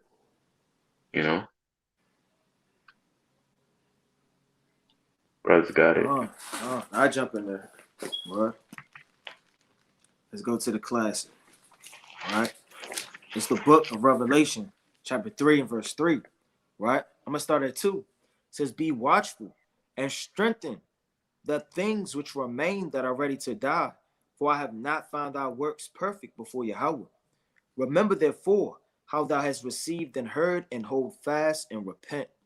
If therefore thou shalt not watch, I will come on thee as a thief, and thou shalt not know what hour I will come upon thee. So if you're not diligently watching, girding up your loins and staying on fire and reading, praying, and fasting and enduring this truth, then it's only a matter of time before you're going to fall out this truth, be a reprobate, be cast back in the world, be a laughing stock, and be that tree that never endured, you understand, and fell over. And all that begin will mock that man, and say literally you was mighty and you fell off this thing. You endured for a moment, but you didn't endure until the end. You read a couple chapters, but what is that to the Lord? Gotta ask yourself, like we always say, plain upon tables, am I doing enough in this truth? You can always read more. And read, stop thinking reading is just all of that. You gotta have works behind it, man. You can't just read it and not apply it. Can't read about laboring and don't labor. Can't read about fasting and don't fast. Can't read about helping your brother and don't help your brother. So don't just read all day and don't apply what you're reading, because you'll be a damn Edomite or a Christian. They don't know anything. Read it, apply it, be about this thing, man. Actually don't be a hypocrite in this thing. Be about what you read, man. You can't emulate or try to fake out the Lord in this thing. You make a fake out man for a dispensation of time, but that only lasts for a second before the Heavenly Father reveals your true intentions and brings everything to the light. So don't just read, actually apply it is what you're reading, and understand that the Lord said, be watchful and strengthen in the things which remain that are ready to die, for I have not found thy works perfect before God. So none of our works are perfected. You understand, before the Lord, we always got to continue to do more work in this thing. Okay. You on mute, King. Oh, Salaki, this Revelation chapter 3 and 15, right? I know thy works, that thou art neither cold nor hot. I would thou wert cold or hot. So the Lord know your works. Everything that you do is being recorded, man. How it's all on a time frame. How long you spend reading, how long you spend studying, if you're keeping a Sabbath day, what people you're entertaining in the world, the devices of your heart, all these things are being recorded. The Lord knows your works, and he knows if you're on fire and if you're not on fire. It reads, so then because thou art lukewarm and neither cold nor hot, I will spew thee out of my mouth. And you can't be lukewarm. Like I said before, you can't have nobody wants room temperature coffee. You either like iced coffee or you like hot coffee, right? It's either one or the other. If somebody give you some iced coffee and it's damn lukewarm, you're going to spew it out, right? You don't sit there and keep tasting and say, I think I kind of, no, you kind of get rid of it, huh? And the Lord's going to get rid of a lot of men and a lot of women in this thing because you're lukewarm. Sometimes you're on fire, sometimes you're not. You might be on fire for 1 day, 3 days, maybe a month. Next month, you're back in the world. You might keep the Sabbath day once every now and then. Then the other times, you entertain and folly and vanity and things that are unprofitable. Don't be a lukewarm Israelite. Don't be a half-stepping Israelite. A cereal and no milk Israelite. You got your right shoe on and your left shoe off type of Israelite. You either in this thing or you out this thing. Right? It's no in between. And the Lord, no, we don't know your works. I don't live with you. I'm over here. I'm in Baltimore. I'm over here. I'm at where I'm at. These brothers, they at where they at. We don't know what you're doing. Only the Lord does. There's an angel next to you right now, recording everything, and he doesn't leave. That's what he does 24/7. Records you. He's right there, invisible, watching you right now. Every word that's being spoken, every step that's being taken, and everything you do is before the sun. You know, it reads, so then because thou art lukewarm and neither cold nor hot, I will spew thee out of my mouth. So you can't be lukewarm in this thing. Either you on fire or you not. Stop playing yourself. Either you win this thing or you out this thing. Either you want to get sifted out or you want to make it to the kingdom. You got to ask yourself, man. Right? But with that, we're going to close up, giving, of course, all honor and all glory to Yahweh. We'll take questions for about 60 minutes. For brothers that want to call in, that number is 213-603-9096. Again, that number is 213-603-9096. And that PIN number is 94809-305. Again, if you want to call in and you have questions about the lesson or something you may have read or a video you may have watched or whatever the case may be, feel free to call in. 213-603-9096. PIN number 94809-305. That, Brother Naquan. Brother Raya. Brother Yardan. Shalom.